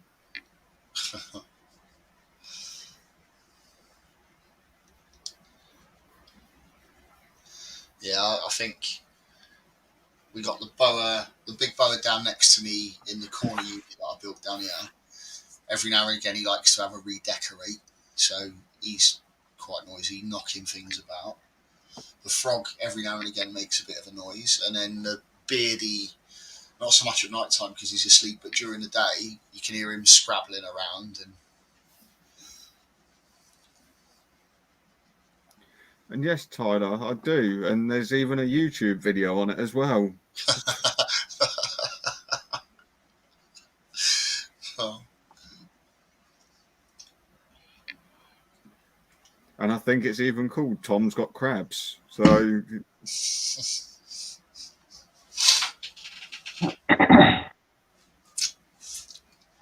Oh dear.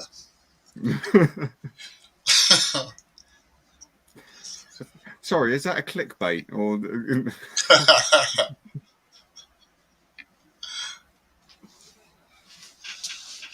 I don't know, I thought the idea of clickbait was it was supposed to encourage people to click. I think if I'd read that title, I'd be hesitant. Do I really want to see this?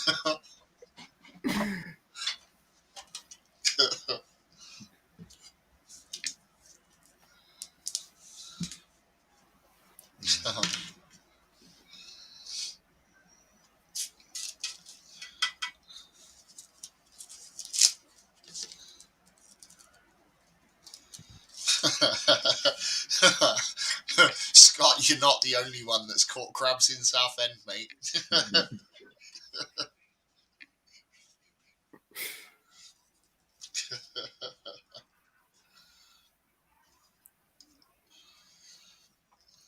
Gotta love Essex.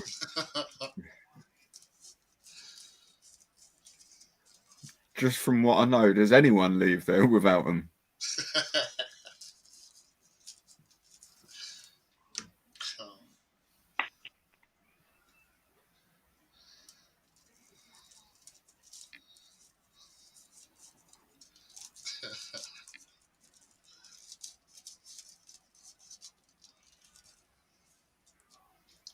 No, I come in here yesterday and this one made me laugh a little bit because it was like climbing up the side of the glass and all of a sudden it saw me, so it done like this front flip straight into the water and just disappeared. It's like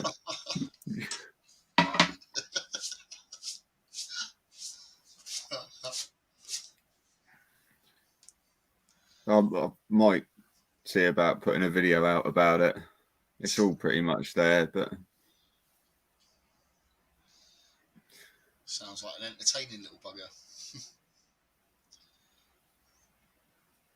well, like the thing is, like their eyesight is really good. Yeah. So as soon as I walk around this corner, it sees me, and that's it. It's gone.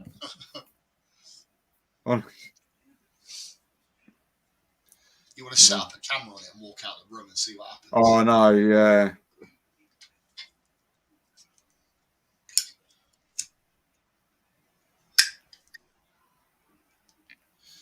But, I mean, I see it sort of like sat out on the odd occasion and stuff.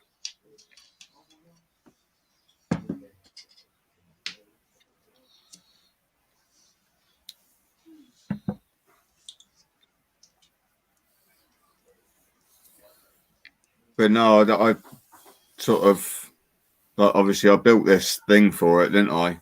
But I'm having a couple of problems with it. Why? So, well, water area leaks just a tiny little bit, but it's enough that over time you lose everything. Okay. So that, I mean, that's something or nothing. That's not a problem. And my filter seems to have clogged up because of the soil that's got into the water. Right. But I've made it so the filter's easy enough to get to and stuff. So it's not. Yeah. But unfortunately, it means pulling the crab out, stripping it down, sort of thing. Yeah.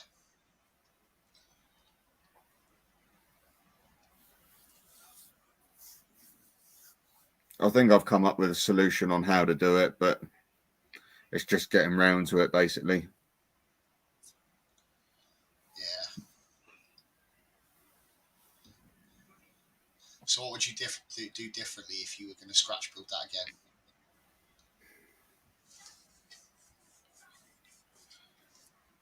I probably would have just taken a little bit more time over it than what I did. I feel that I did rush it a little bit.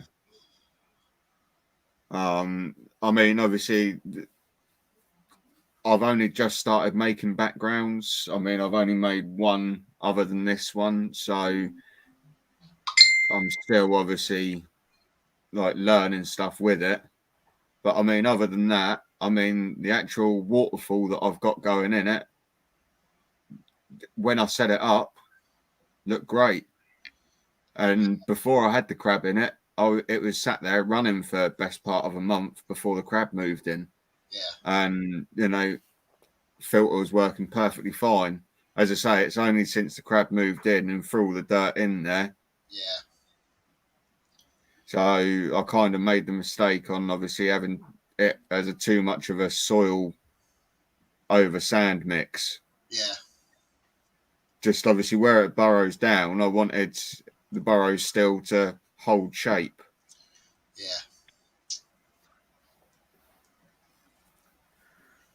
But, you know, you live and learn with these sorts of things. I mean, I ended up buying enough sand, so I changed it over, hoping that it was going to sort of sort itself out. Yeah. But unfortunately not.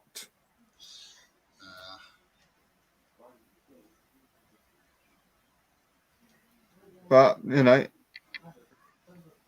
I mean, other than that, I do still quite like the setup. It's like the actual background on it, it's like just a plain standard background, yes. But what I've done with the waterfall, that where that's sort of like the main feature of the tank, truthfully, I've sort of put a little bit more time into that bit. So that looks all right. The rest of it just looks like any other background, basically. Yeah. Although if it does what it needs to do for now, you could always look at like doing something separately over a bit of time and then time. Yeah, well, this is it. But I mean, I could sort of do something like that. I mean, I don't know if I'd ever replace the waterfall, but the waterfall is actually built into the back piece as well. So I'd just have to cut it down next to the waterfall, basically, and then sort of take it out. Yeah, and then probably leave the waterfall bit in there, and then just take out the rest of the background, and then just build the background back into the waterfall, basically. Okay. Because the waterfall area, where the waterfall is, if I was just to stick some moss over it, it would probably grow up that side as well. Yeah. So then it'll end up covering most of it. Yeah, that would probably do the trick.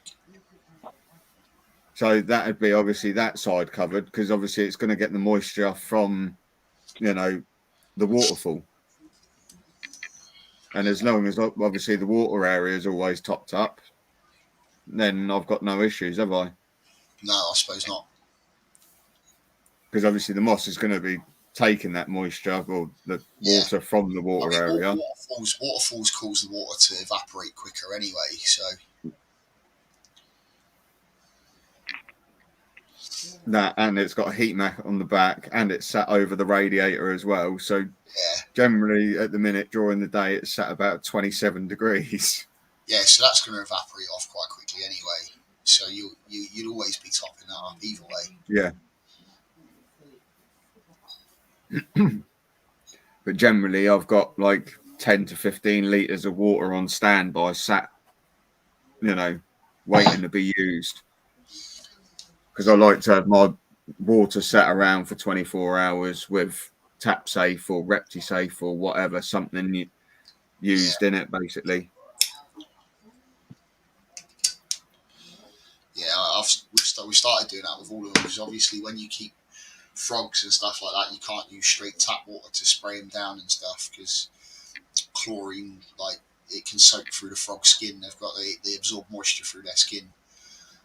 So you can actually really hurt them that way. So all of the water that we use for spraying everything down or topping everything up has always got some like AquaSafe or something in it to remove any of those harsh chemicals. Someone put a post up about this topic actually within one of the frog groups that I'm in. Basically, someone asked a question: what sort of water should I use for my frogs? You know, obviously people are saying all stuff and whatever. I said that I use, you know, tap water, sat for 24 hours, you know, open top and blah blah blah and all this sort of stuff. Next minute, the amount of hate that I got. It's like, you shouldn't be doing that, and you shouldn't be telling new keepers that they should be using that water. And I'm thinking, whoa, hold on a minute. You know, they're going, no, the only water that you should be using is RO water for frogs. Yeah, because that's like available in the wild and all that sort of stuff, isn't it? Yeah. This is what I'm thinking. And it's working. Why not keep doing it? But these you will always get those die-hard hobby keepers that have either done something in a specific way and they will just never change their way of doing things, that their way of doing it is the only way of doing it, or that sort of stuff. If you actually spend a bit of time, and if these people did and spent a bit of time doing research into the hobby, into the stuff that they actually keep, and working out, you know, what it is, the reasons why they recommend doing certain things with different types of water for frogs and that sort of stuff, you can do it in a multitude of different ways. People go out and buy bottled water. You can use those big multi-vatted things of bottled water. Yet there are people that kick off because things like Volvic and stuff have got higher levels of calcium and stuff like that in it, and you know, you mustn't be giving them too much of that. But it's natural spring water. It's what would be available in the wild. It's mostly created by rainfall and melting ice. Do you know what I mean? So actually, as long as it doesn't have any like harsh chemicals like chlorine in it, for example, and chlorine is probably the one that's going to do the damage. Yeah. If you remove the chlorine and using something like AquaSafe or TapSafe because it dechlorinates water, you know, that's it. You don't want to demineralize water. If you completely demineralize it, it's pointless. It's a waste of time. All it is doing is providing a water source. Then water does more than just create hydration. You know, there are certain minerals and stuff within water that you have to have in water. But then I had the same sort of argument when I put up a post in one of them saying, look, I've got these frogs. What calcium should I be using? Next minute, it was like, oh, you should be using this. And then someone else, oh, you should be using, oh, I use this. And it's like, so there's no definitive answer here. You know, you're all telling me this is what you use, this is what. And it was so strange. I think I had about 8 people comment on that post. Yeah. Not a single one of them used exactly the same. No. But then the other side of that as well is you're providing a calcium supplement for your frogs. But why? Why are we providing a calcium supplement for the frogs? Nobody ever asked that question. No. If you're feeding them on a diet of, you know, one particular type of bugs and they're getting nothing else at all, then absolutely, you know, you might need to think about providing some sort of calcium supplement or some other sort of reptile and amphibian supplement to make up for the lack of versatility that they're getting in their diet. But if you're feeding them a wide assortment of stuff like they would be getting in the wild, there should be no requirement for you to supplement that with additional calcium. Well, this is what I thought, but it was one of them things that I thought I'd ask the question because, you know, I was new to frogs at the time and I'm like, well, I'm not 100% sure. So I'll ask. And as I say, lo and behold, I get like about 8 different answers. Yeah. Speaking of toxic groups and that, apparently the worst ones you can be in is hamster groups. They are really, really toxic. Yeah. And I've been told if you want some fun, go into one of these hamster groups, post a picture of a basic cage, Yeah. post it and be like, oh, I'm thinking of getting my first hamster or whatever. How's this for an enclosure? And apparently you will get the absolute shit ripped out of you. Yeah, or go in and ask them what's the best type of sawdust to use. Yeah.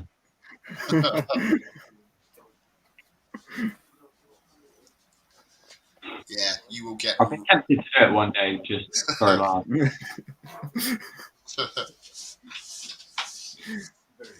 Just fill it like half with soil as well, as if like you're putting a tarantula in it. You say that, but actually, that's how you're supposed to keep them. Is it? Yeah. Wow. So that's why I say there's this big thing now about with hamster groups and that sort of stuff. Because when you look at hamsters and gerbils and stuff like that, they're actually a burrowing species that shouldn't really live on sawdust. And the best way to keep them is to have a naturalistic substrate in that they can burrow into properly. See, I didn't know any better when I had my hamster. I had it in a cage that was maybe that. And there's nothing wrong with that, because everyone's been doing that for years, and hamsters have managed to survive that way for years. Hmm. You know, but if you go on to die-hard hamster breeder keeper groups, they will always advocate keeping stuff in a naturalistic way. I suppose a bit like us when it comes to reptiles, we always advocate keeping stuff in a naturalistic way. You know, the amount of times you scroll through pages of pictures where people are keeping, you know, leopard geckos on newspaper and stuff like that, and you're like, Yeah. you know, yes, it works, but is it ideal? No.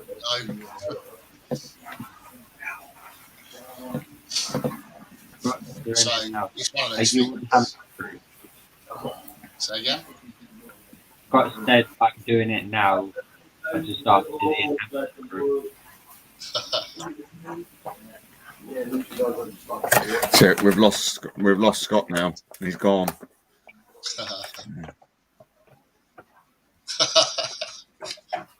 So he's now trolling hamster groups. I'm not even in any hamster group. Just be fun to just be added to one and just see what happens. Yeah, no, get up, hamsters and gerbils. If you go into any of the groups and stuff, the way they advocate keeping them now, it's always with a naturalistic substrate that they can dig and burrow in to simulate the outdoors. So yeah, show them a picture of your bog standard setup. Even if you got one of those like fancy things that looks like a funky space station, No, only one. and stuff that come off of it. Like, I've still got some pictures surely somewhere, but no, it was actually just like half plastic, half cage. Yeah. It had like a ledge in it that it could go up. Yeah. And a high. Why is it? Because I was trying it in the stream earlier. And that It's was one that I'm not 100% sure about, but I don't want to ask Rob about it. Got big ass butt, isn't it? It did Where fine was for Over there. 5 years, I think.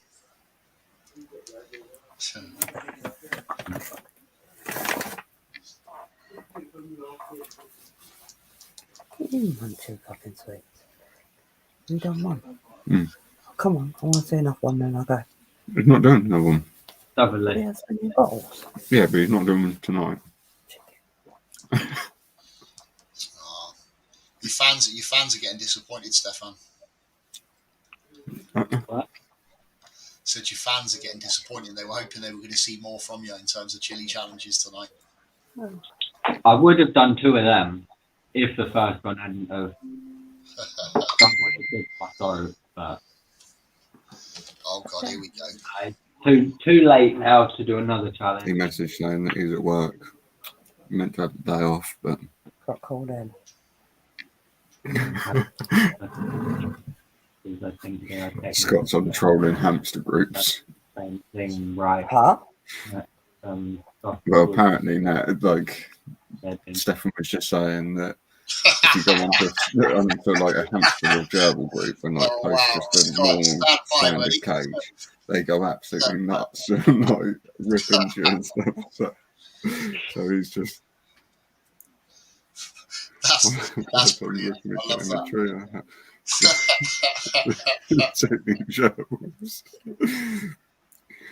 That's the same thing, right? Oh Look at my this God. software sword. I can read it. Oh dear. I think. That's in the video. Oh, Yeah, well, Oh my God.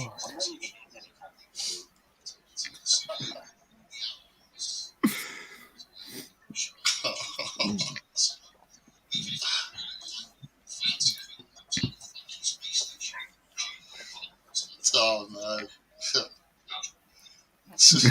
Scott's just started a war.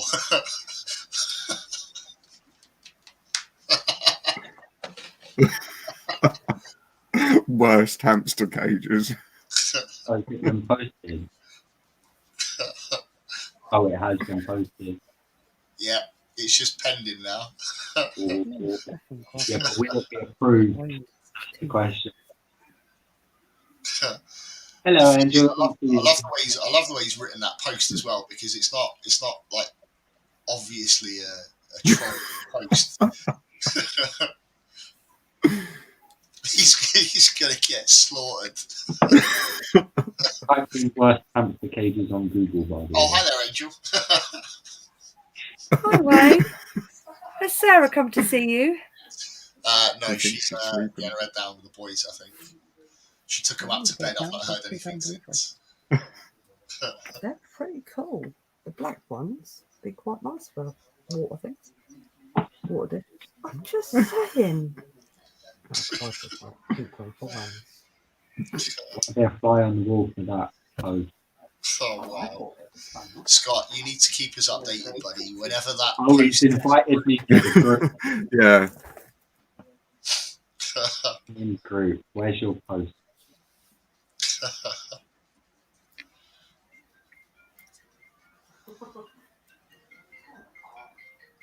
But has it been approved yet? Or?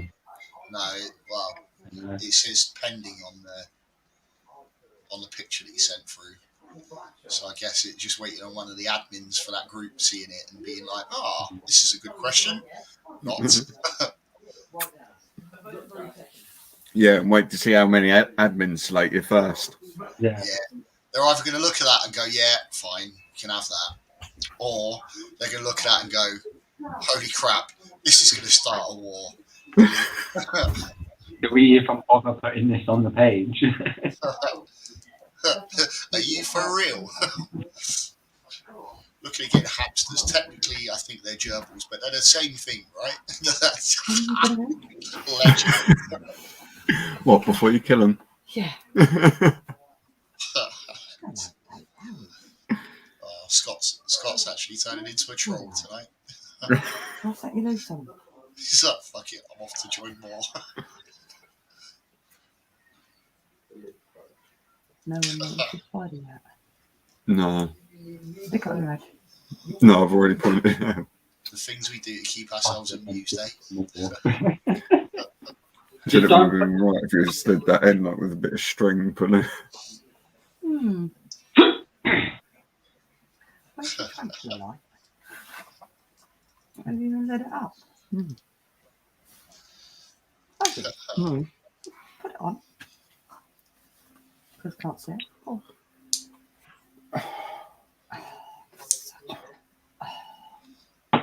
Is it even right?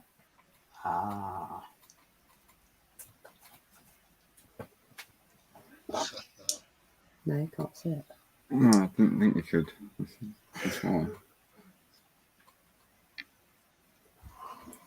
Okay. Yep.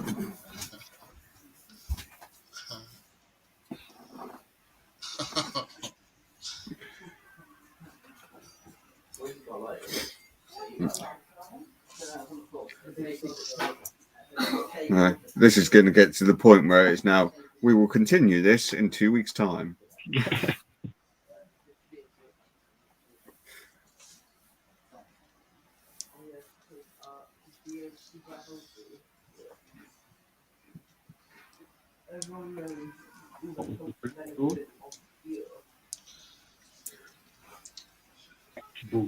You just have to let us know what groups you put them in, though, Scott, and then we'll come along and comment on them as well for you.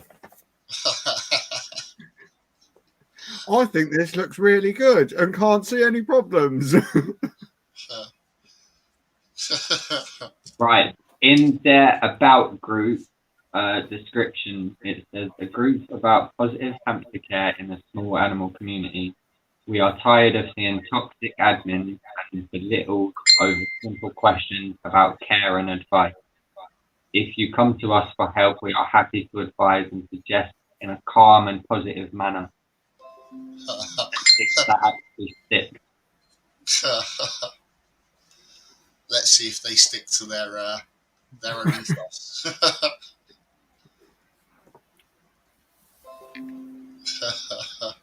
Are these groups you've joined, Scott, or? Groups that he's posted that same post in, probably. Oh, he has such a cool playpen, but definitely not fit for a permanent home. Also, sawdust and hay isn't recommended as bedding. I'd use a paper-based bedding like Fresh Care or shredded kitchen roll.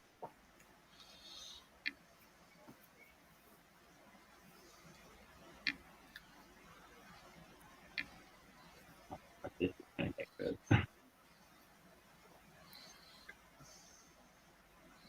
And we thought these winds we had were the storm.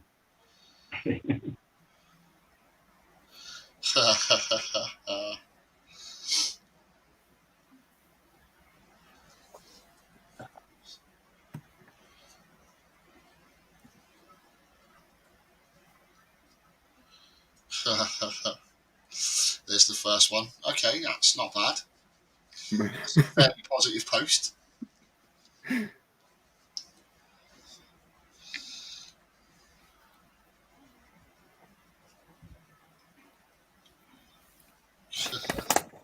Scott, you should put something like, I'm allergic to kitchen roll. No, don't. I'm interested in the fact that she said it looks like a cool playpen, but definitely not fit for a permanent home. I would definitely go back in and say, well, what would you recommend for a permanent home then?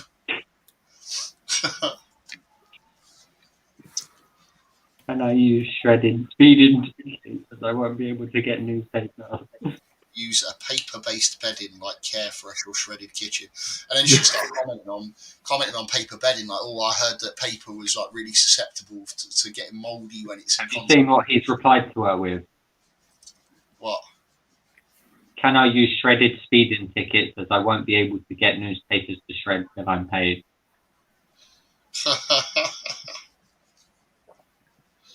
Oh my god.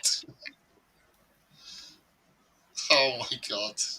Oh wait, I've found it's the only paper I have at hand at the moment. Oh wait, I found something in the cupboard.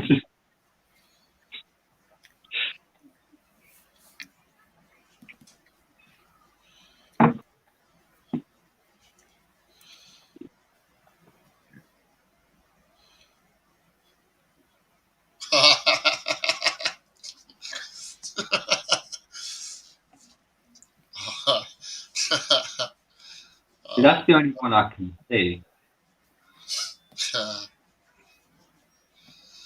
Oh dear. Commenting on this post has been turned off. What's that one? Isn't that sawdust in your setup?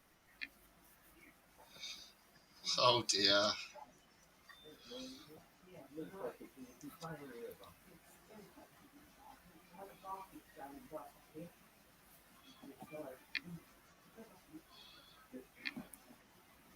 I mean, you can still comment on it.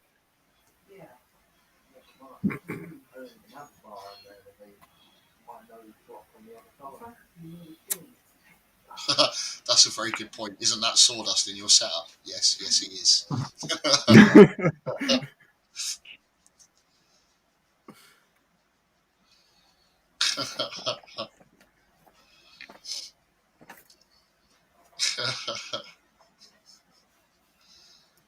dear.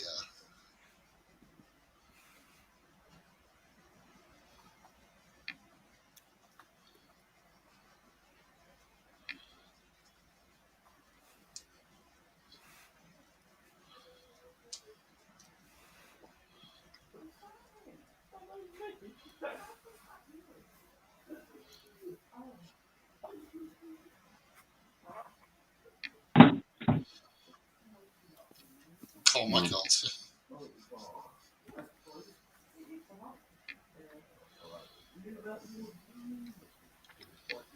Oh, I need to stop looking at hamster groups now.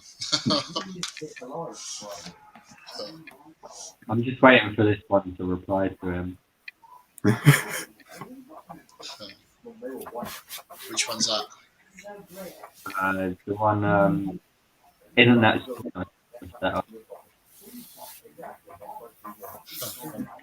We use an IKEA default, which is good.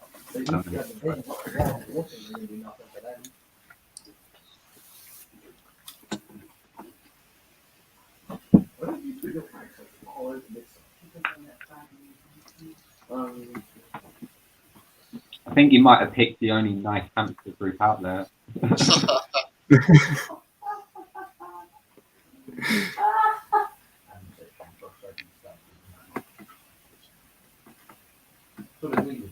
I know that. Do not think I was going to have to invent that, mate. You didn't invent it. Well, we didn't, but it was around in my time. All right. Why were you thinking? What was the feeling? You and I do when you back out after first race. Yeah, fair enough. She's not biting. Yeah. So you're very fun. It's all right. It's still early days on the post yet. Only one You know. person. So.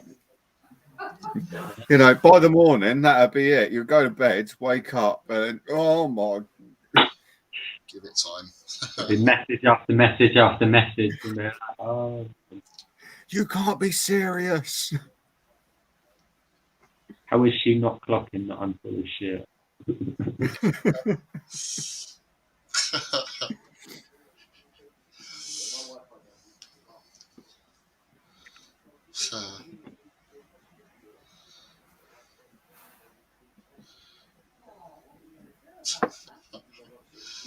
Oh, that's mental.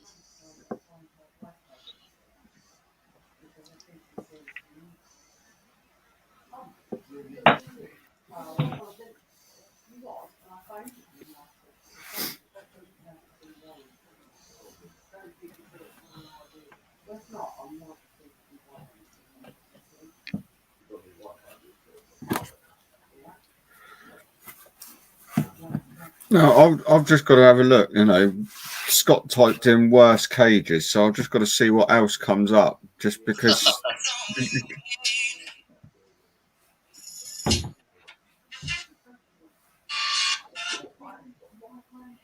What was that worst camp pages in Google?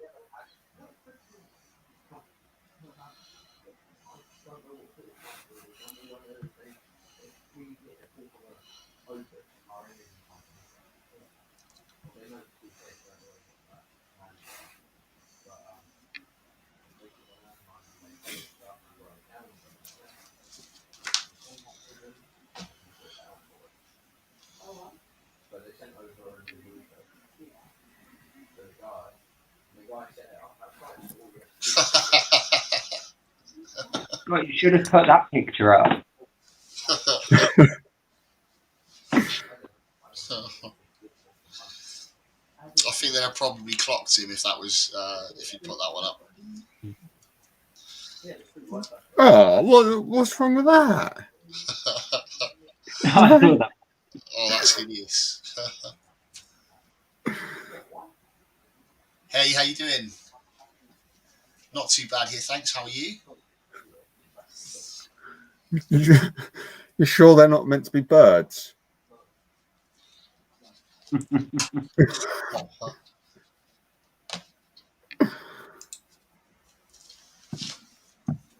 Oh my god, I'm now clicking the Amazon link. Don't do that. Yeah, I'm all right. Yeah, you've now caught us at a bad time. We're all sort of like now intrigued on bad or worst hamster cages We had out there in the this world. about an hour earlier. Everyone's missed it now.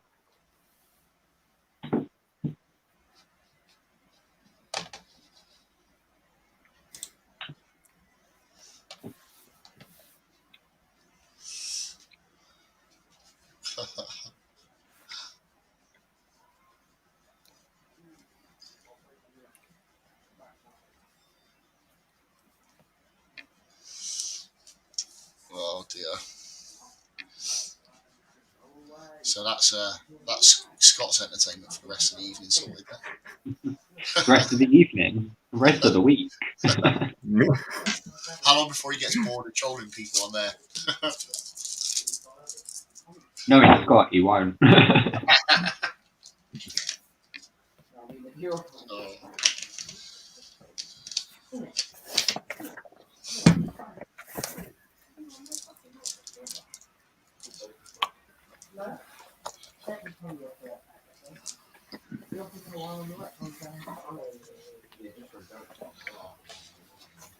Yeah, to be honest, it's one thing that I've never looked at is hamster cages. Never. No.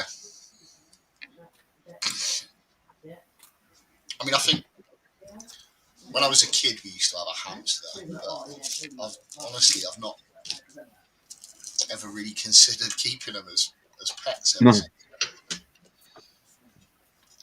I had one when I was 16. I think. Yeah, I mean, the closest.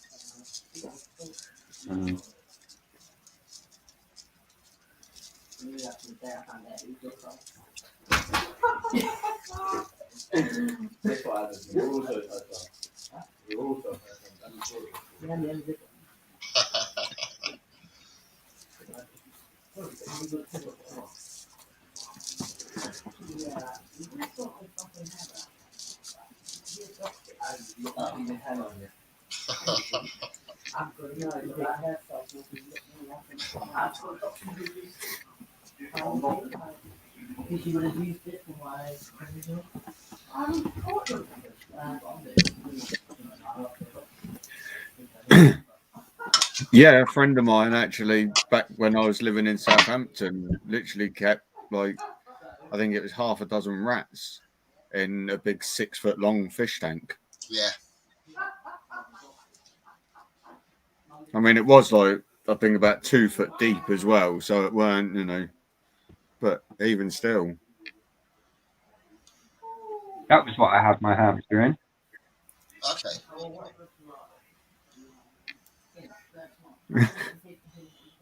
I was trying to get the cat. He's like, "Come here, you." Yeah.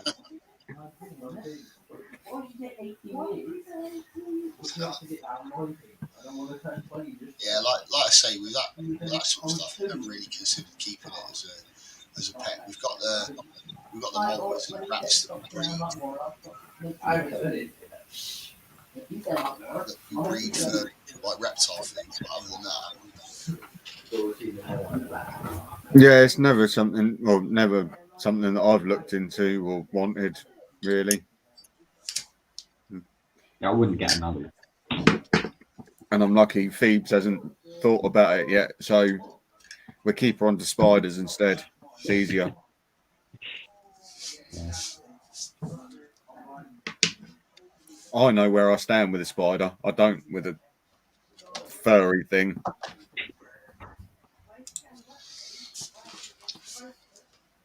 Oh, Scott, have you done another one? Oh, he's saying to me to do it. What's your favourite you own? Mine used to use it.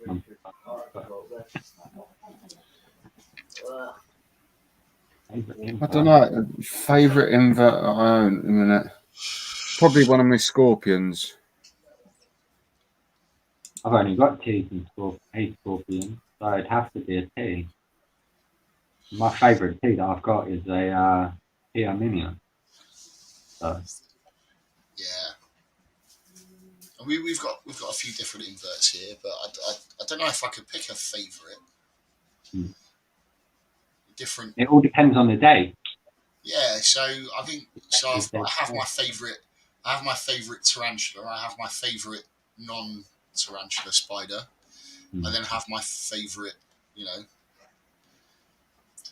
of the other types of bugs that I've got. Yeah, that's a tough question. How about you guys?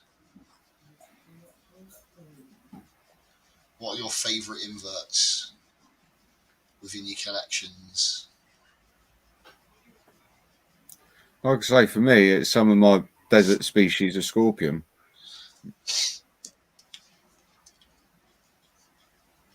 I never got that. But that's at the minute. That will probably change by the end of the week. Yeah. It takes it even further than that, because I'm actually trying to think now which is my favourite out of all of my tarantulas, and I can't do it. Because my favourite terrestrial is my T blondie. My favourite fossorial is my king baboon. My favourite arboreal is my P. subfusca lowland.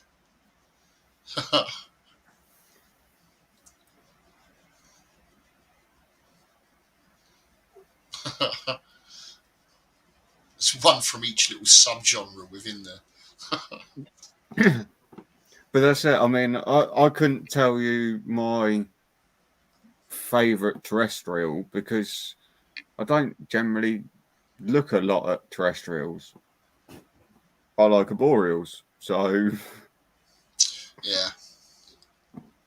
I suppose, I mean, the Ceratogyrus horned baboon sort of genus, Yeah. that's sort of terrestrial semi-fossorial, isn't it, I suppose? Yeah. Or a Harpacteria pulchripes. Oh yeah, pulchripes is always a good one. Scott, how does she not realise that you're trolling? Like, genuinely. Maybe she does, but she's sticking to the ethos of the group.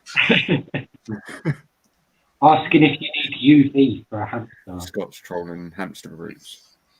Yeah, I know that part. Does it need UV? Does it need a heat pump? Whatever. But no, I was like, I've got it nearby. Can't bear to feed my snake one ever since I wanted to keep them as little furry friends.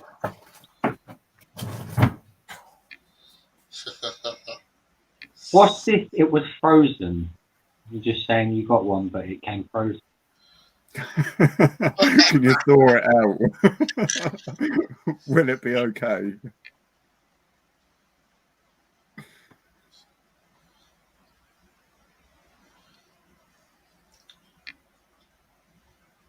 Just realised we don't all meet aliens. Aliens? And yes, Tyler, same sack. Spiders can grow at different rates. Even if they're both a male or both female, they can all grow at different rates. Tom, There's you remember people that? that have said... Sorry? You remember that Balfouri? Yeah. It's molted once.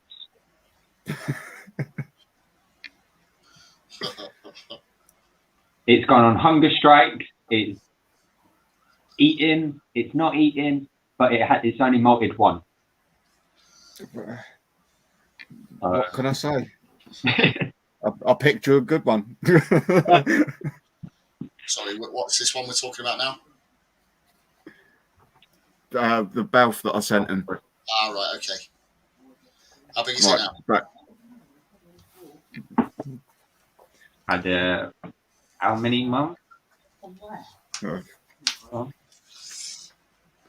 couldn't even tell you now. They're not a super slow growing species. They grow relatively quickly, so. Wow.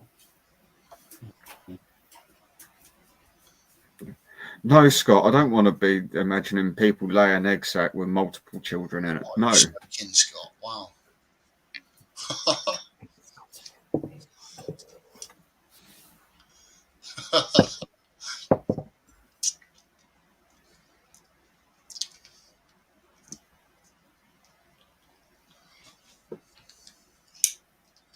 That was a year ago. February 2021. So that was a year ago, and it's malted once in a year.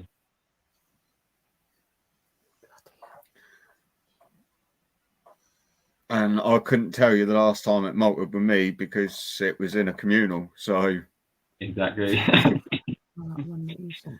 Belf that I sent him, yeah. If that one turns out male, I'm going to be very, very disappointed.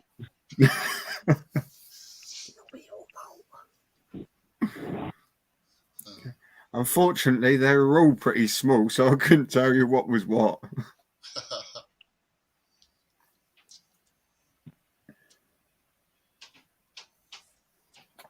And unfortunately, they don't speak to you either. So It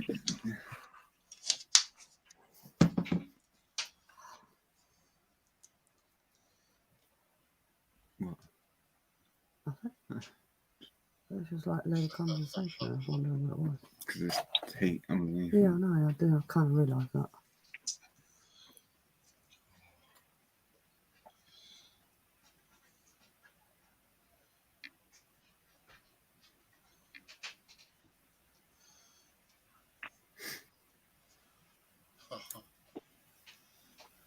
Oh, thanks for joining us, Jessica. It's all good.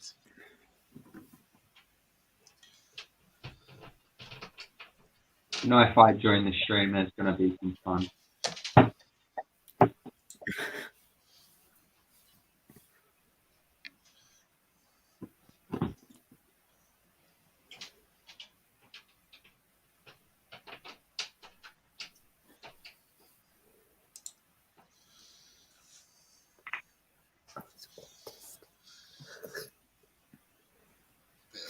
Bit of a crazy stream off on random tangents this evening, isn't it?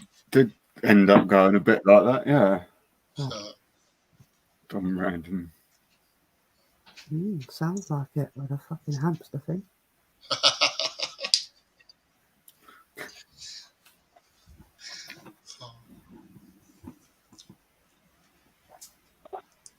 Right, you just have to keep us updated, Scott. That's all I can say. I'm sure he will.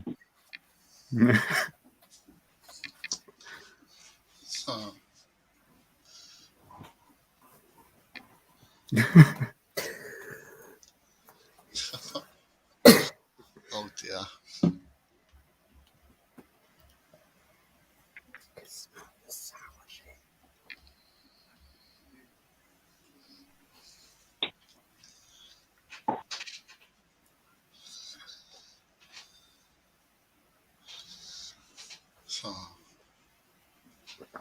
Wow, this is fun. Seems quiet in the front room now. I might go there.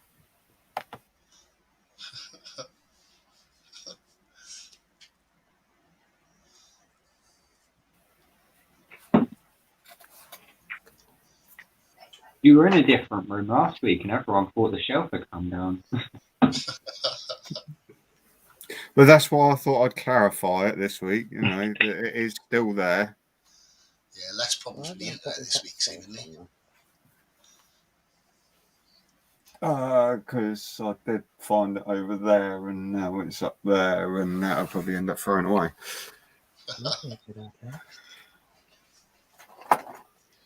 Oh, that's where I put them. What are they? Cardies. Oh, we have movement.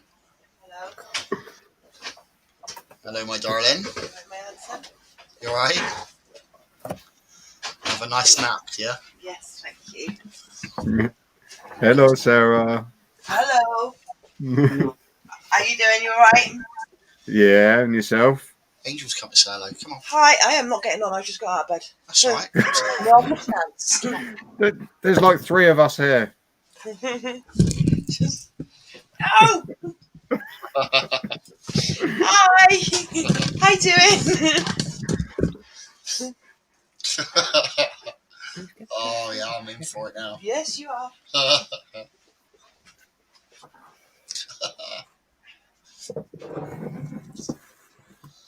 Got your Tom. You're getting 50 mugs apparently.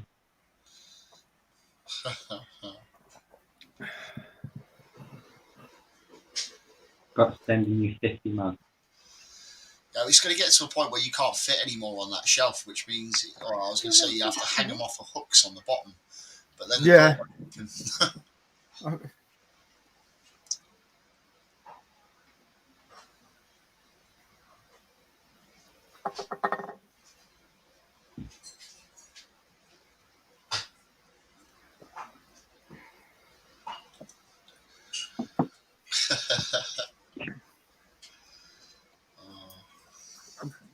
I think there's only 42 here.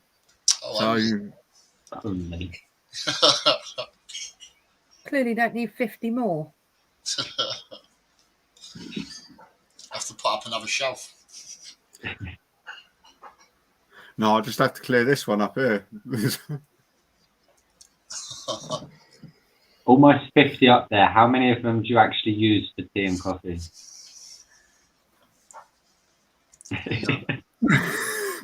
Collector's items only. Don't worry, even Angel's now got shelves up with them on.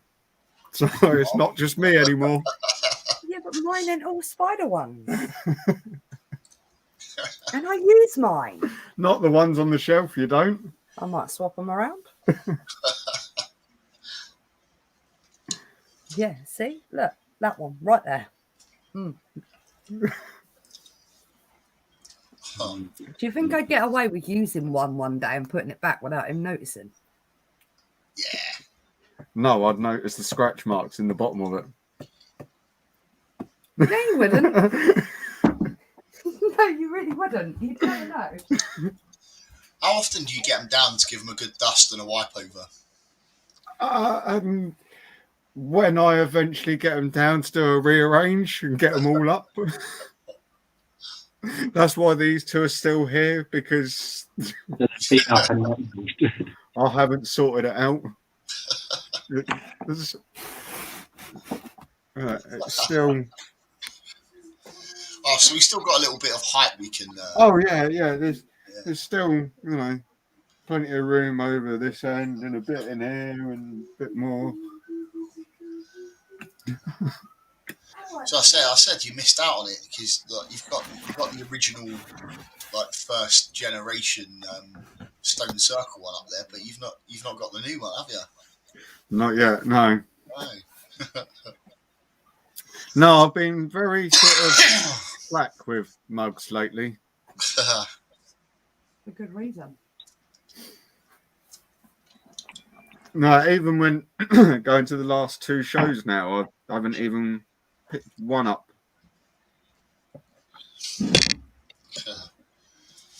A lot of the mugs I got as like freebies from Creatures from the North and So Many Legs and stuff like that. A few of the other ones that I picked up, I ended up taking a load of them into work, so I've got some in work. At the last show, I was tempted because Creatures from the North done a Cimaroxy-Goron and a mug with it on it as a sling for like 65 quid. Okay. Which,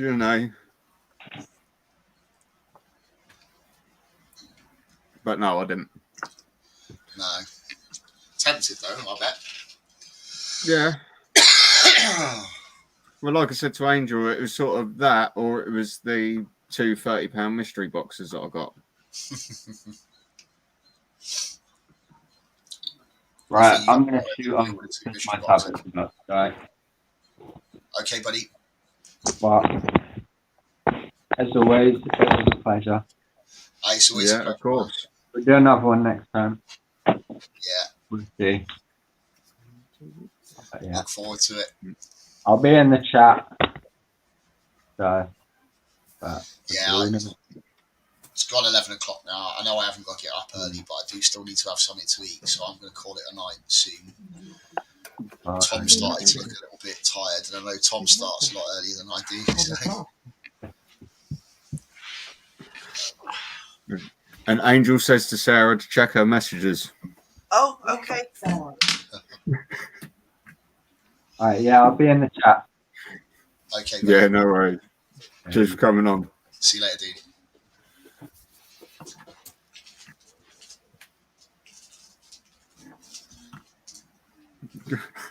She's just looking at her messages now. Okay. I missed Scott's comment there that he needs to grab a drink and head off, but Scott's hamster's adventures will continue. Oh, God. Oh, my God, what have I missed? Oh, don't. Scott's been on Facebook trolling the hamster groups. Trolling them? Yeah. Right. You put into Google worst hamster cages. Beating him out. I didn't beat him out. Oh no, that was Tom, wasn't it? Kicked him out of the live stream last time. Banned him. Oh yeah. Yeah. Accidentally booted him out. Yeah, apparently Angel thinks we should replace all our water bowls with these. It's amazing. Pink and glittery. Yeah. They're not that much money either, Sarah. Do you know what? It's resin. I could buy the mold and make them. We'd have a permanent supply then. Angel's shaking her head. What? Nodding her head, should I say? Oh. No, I'm shaking my head. Because you know I would.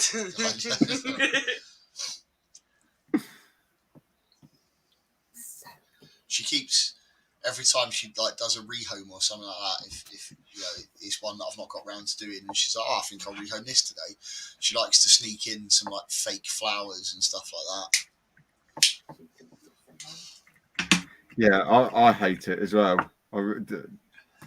It's why he's got a job now that he doesn't go away too much in, because he knows if he does, he'll come back and there'll be glittery water bowls and big flowers everywhere and stuff.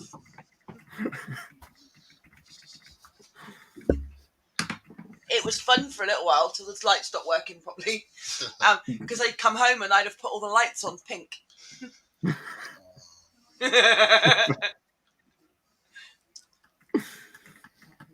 What? It looked pretty. And you didn't have a disco ball going in the middle of the room as well? No. Well, I actually have got one of those. It's pretty cool. You put it in the light socket, turn it on, and it's like a built-in disco. It's great. I think Wayne might have hidden it on purpose when we moved, though. I haven't touched it. It's wherever you left it, in one of your safe places. Yeah, back at the old house. No, Sarah has safe places. She puts things in a safe place, and they're so safe she never finds them again.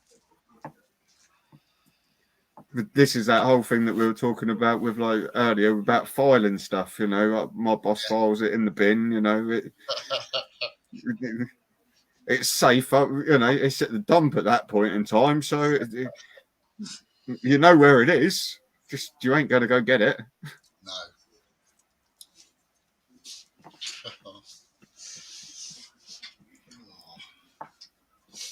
So who have we got in the chat still at the moment?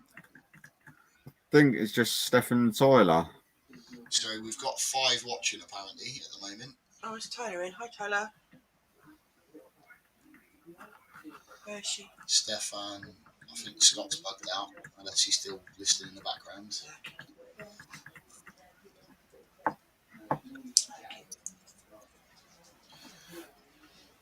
Come on, guys. Who's in the chat? Pop up and say hello.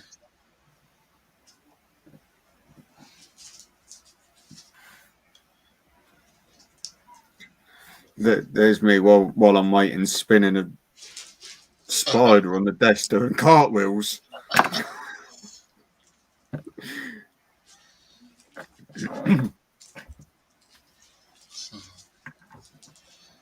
Oh, okay. So Tyler's Tyler's here twice. That means Nigel's watching from the sofa. God, why is there that many screens on us?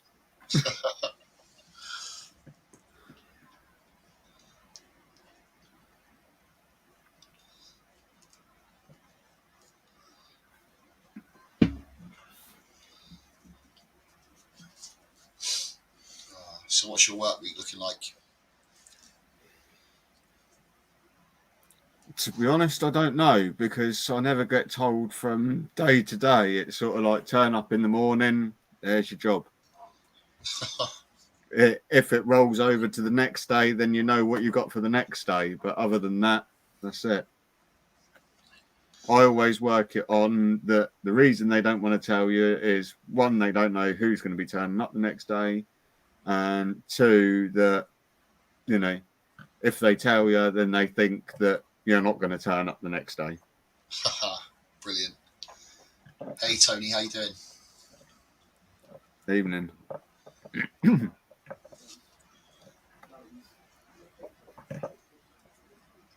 It's hideous.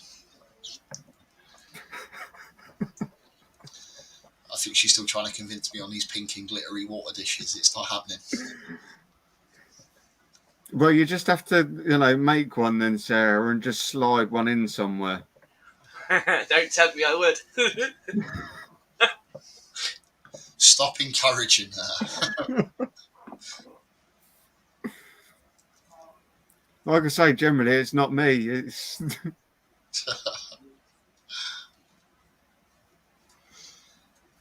Oh dear, this is terrible. See where you've started? and this is why we do these streams. Tyler said, can you put crystals in spider enclosures? Yes, Yes, you can. as long as they're not Frank sharp. the cat does as well. Yeah. So, Yeah, so long as there's no sharp edges, absolutely fine. So Sarah's now looking at resin molds for little tea light holder things. Oh, I think I found it. Oh God, here we go. No. Oh, I could make all what's that? sorts The of colours. perfect one. She's found the exact mold for the one that Angel sent her. So I'm going to send some down for yours, Tom. Is that all right? What? Pink and glittery? Yep, for the girl tanks, and you can have blue glittery one for the boy tanks. That's a very good point, actually. Yeah. All right. Do it. No, I was actually so one of Tony's just come back in chat and said yes, you can put crystals in, but you have to use ones that won't dissolve in humid conditions. Yep. So things like selenite would be no good.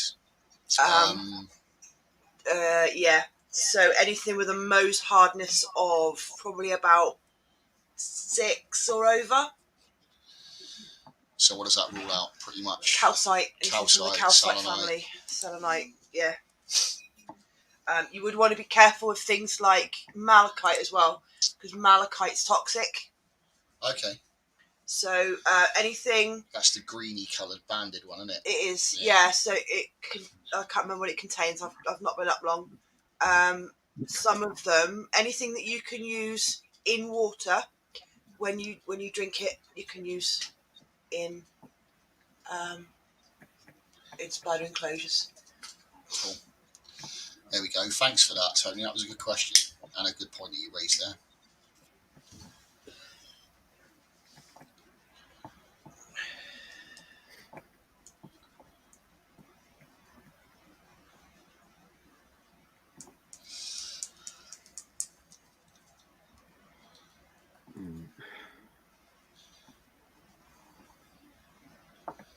Yeah, not too bad here, thank you. How's your week going?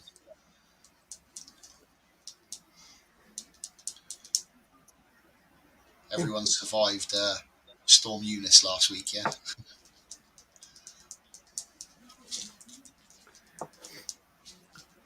Yeah.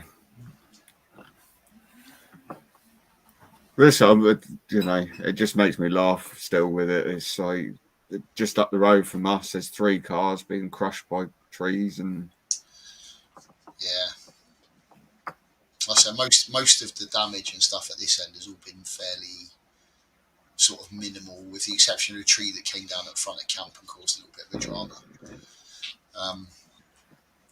The rest of it's been just wheelie bins blowing away and tiles being blown off of roofs and stuff like that.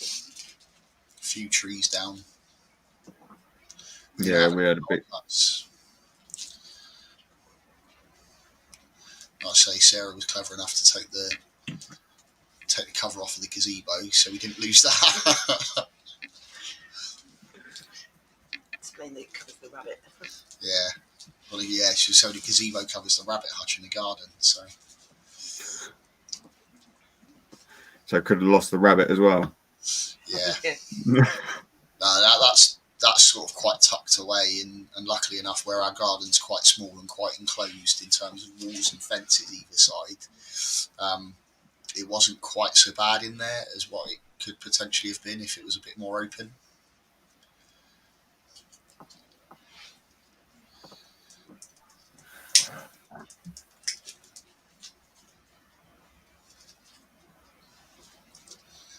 But yeah, still, it's joys of global warming, isn't it? Storms are getting bigger and badder. Yeah. Winters are getting more mild. Summers are getting cooler. It's not going to be that long before we just have like one generic season all year round. More than likely, yeah. Yeah. It doesn't actually change. The only time that you realise is because then all of a sudden the trees go brown or something. Yeah. Like the leaves fall off of it. So, oh yeah, it's that time of the year. Whatever that time of the year is.